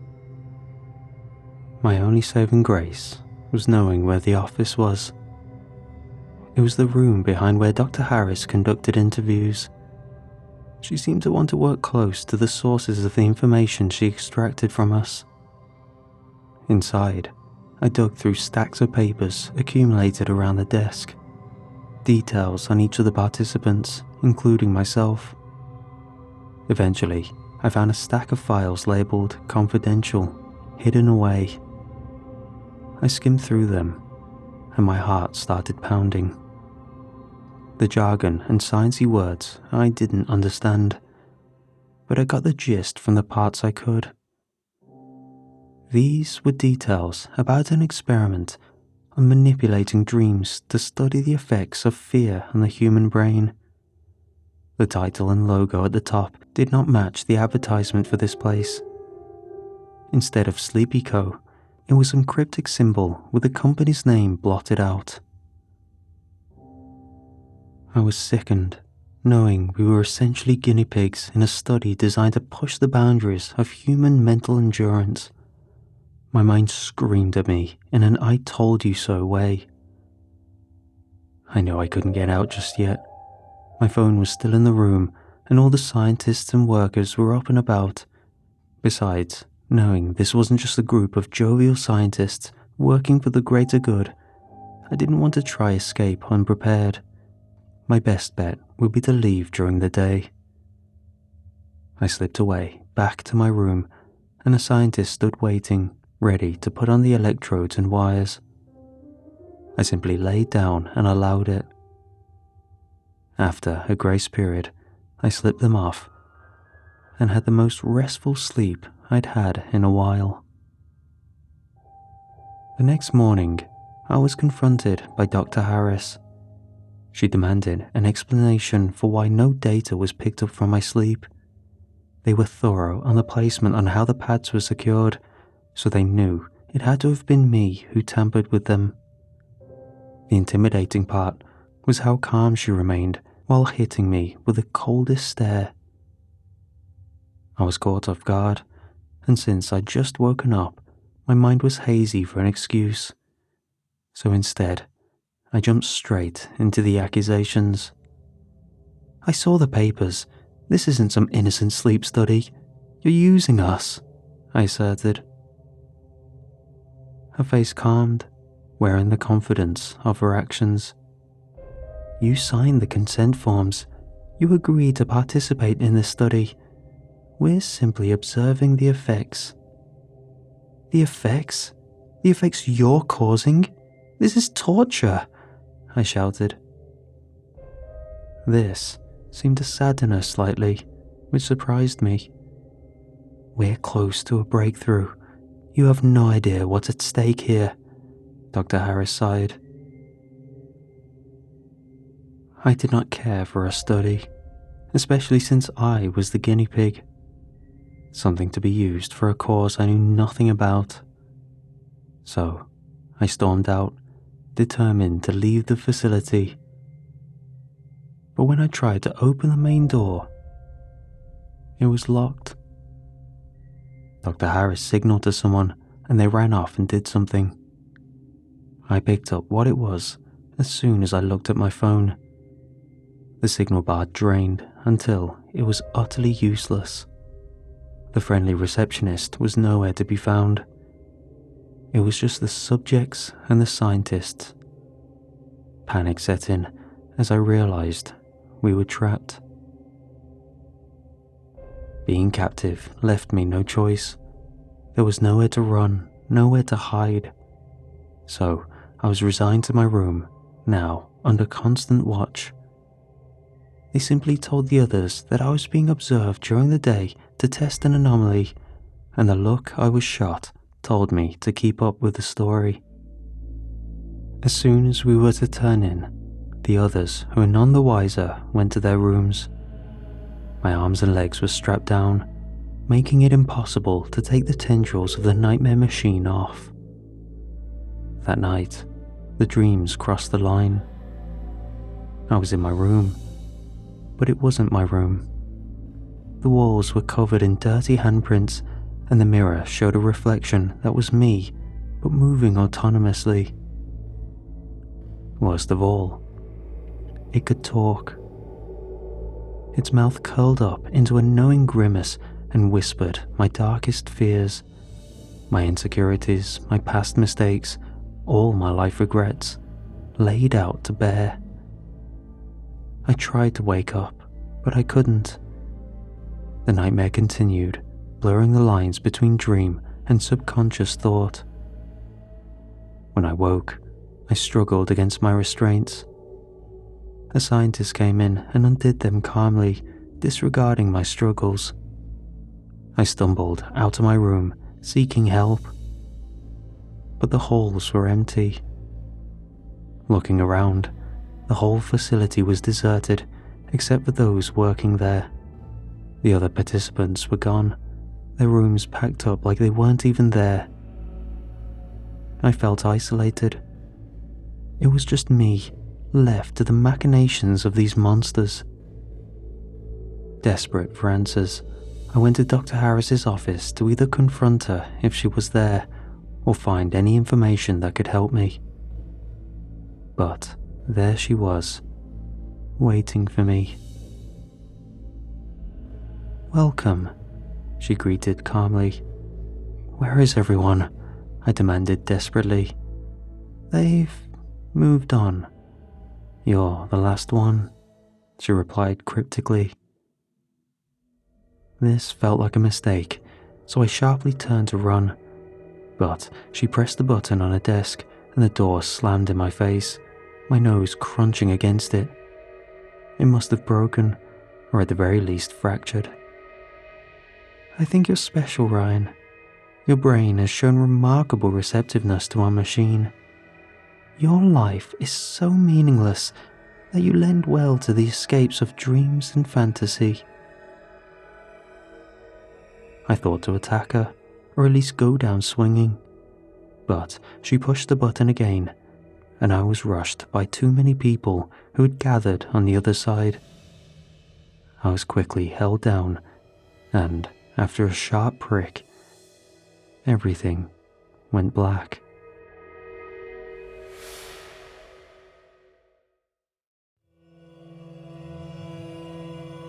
I awoke, strapped to a chair in a sterile room, electrodes attached to my head. Dr. Harris stood nearby, monitoring the screen filled with data. This was closer to what I imagined when I first got here. There was a twist of irony in my head that at least my instincts were somewhat right. "This is the final phase," she said. "We're going to explore the deepest recesses of your mind." If what I had dreamt wasn't the deepest, dread filled me, worrying about what would surface. The machine whirred to life, and I felt a tingle of electricity coursing through my body. My vision was filled with rapid, horrific images. My parents' funeral, my girlfriend leaving me, the moment I realized I was trapped here. Everything wrong in my life flashed before my eyes. The pain was unbearable, both physically and mentally, my mind fracturing under the strain. I screamed at them to stop, which only fell on deaf ears. Dr. Harris's face remained impassive. "We're almost there, Ryan. Just a little more." The pain was too much, and I passed out. Yet I knew it was still going while I was unconscious. I could still feel it. I don't remember how long it lasted. When I finally regained consciousness, I was back in my room, the electrodes removed. My mind was a shattered mess, fragments of nightmares bleeding into reality. I stumbled to the mirror, barely recognizing the gaunt, haunted figure staring back at me. The man led me to Dr. Harris, who greeted me warmly and conducted her interview. I just mumbled along, barely answering what she had said. With a disappointing ending, she sent me off to the others. I went out, and there they were. Lisa, Kevin, and Mark. They were packed and ready to go, big grins on their faces. "I'm sad to leave this place. It's so nice here, but I'm happy to get back to my kids," Lisa said, enthused. This snapped me into the moment. Swirls of thoughts and confusion mixing around my head. One of the scientists placed a hand on my back, and I flinched around. He looked at me, confused at my reaction, and held my bag, which was already packed with my things. "Oh, you were late, so I packed everything up for you. Sorry for startling you," he stuttered. This was a far cry from the menacing demeanor they all had and the almost militaristic actions they synchronized with. Dr. Harris approached. "Your sleep was the most disturbed of everyone's. You should get that checked out. I can recommend a facility that specializes in that," she mused. She promised to email me the details and left to return to her office. I just coasted through my goodbyes with the other participants and was let out by the friendly receptionist.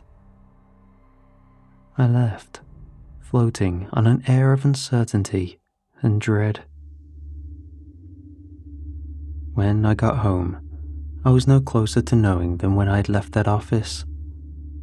All I knew was when I rubbed my nose to itch it, it stung with a pang of pain. I sat down in my apartment. Autopilot landed me back in front of my computer, ready to decompress with whatever entertainment I could find. Anything to get my mind off things. When my email dinged with a notification, it was from Dr. Harris. It was a recommendation for another sleep study. This was headed by a different doctor in a different location. It offered $10,000 for participation, which not long ago would have made my mouth water at the prospect. She noted that they work with people with troubled sleep and that they could go deeper into my sleep to find what makes me tick, which was a disturbing way to phrase it. But what disturbed me most was the header. No facility name was mentioned, but their logo was all too familiar. It was the same one on the notes I found in Dr. Harris's office. Or did I find it? I was still questioning what was real and what wasn't, but it was too much of a coincidence to deny. I instantly deleted the email and blocked all correspondence from Dr. Harris. I'm still haunted by the nightmares. Even without the machine, I still occasionally get vivid dreams of cryptic scenarios that echo my day-to-day struggles. It followed me home, a shadow lurking at the edges of my subconscious. But there's nothing I can do about it. "Hey police, a strange woman gave me nightmares about my inadequacies. Why yes, I did sign a paper saying they could do it. Why do you ask?" It's preposterous. I can't escape it, and I could never go after them for it. But hey, in the end of the day, at least I got paid.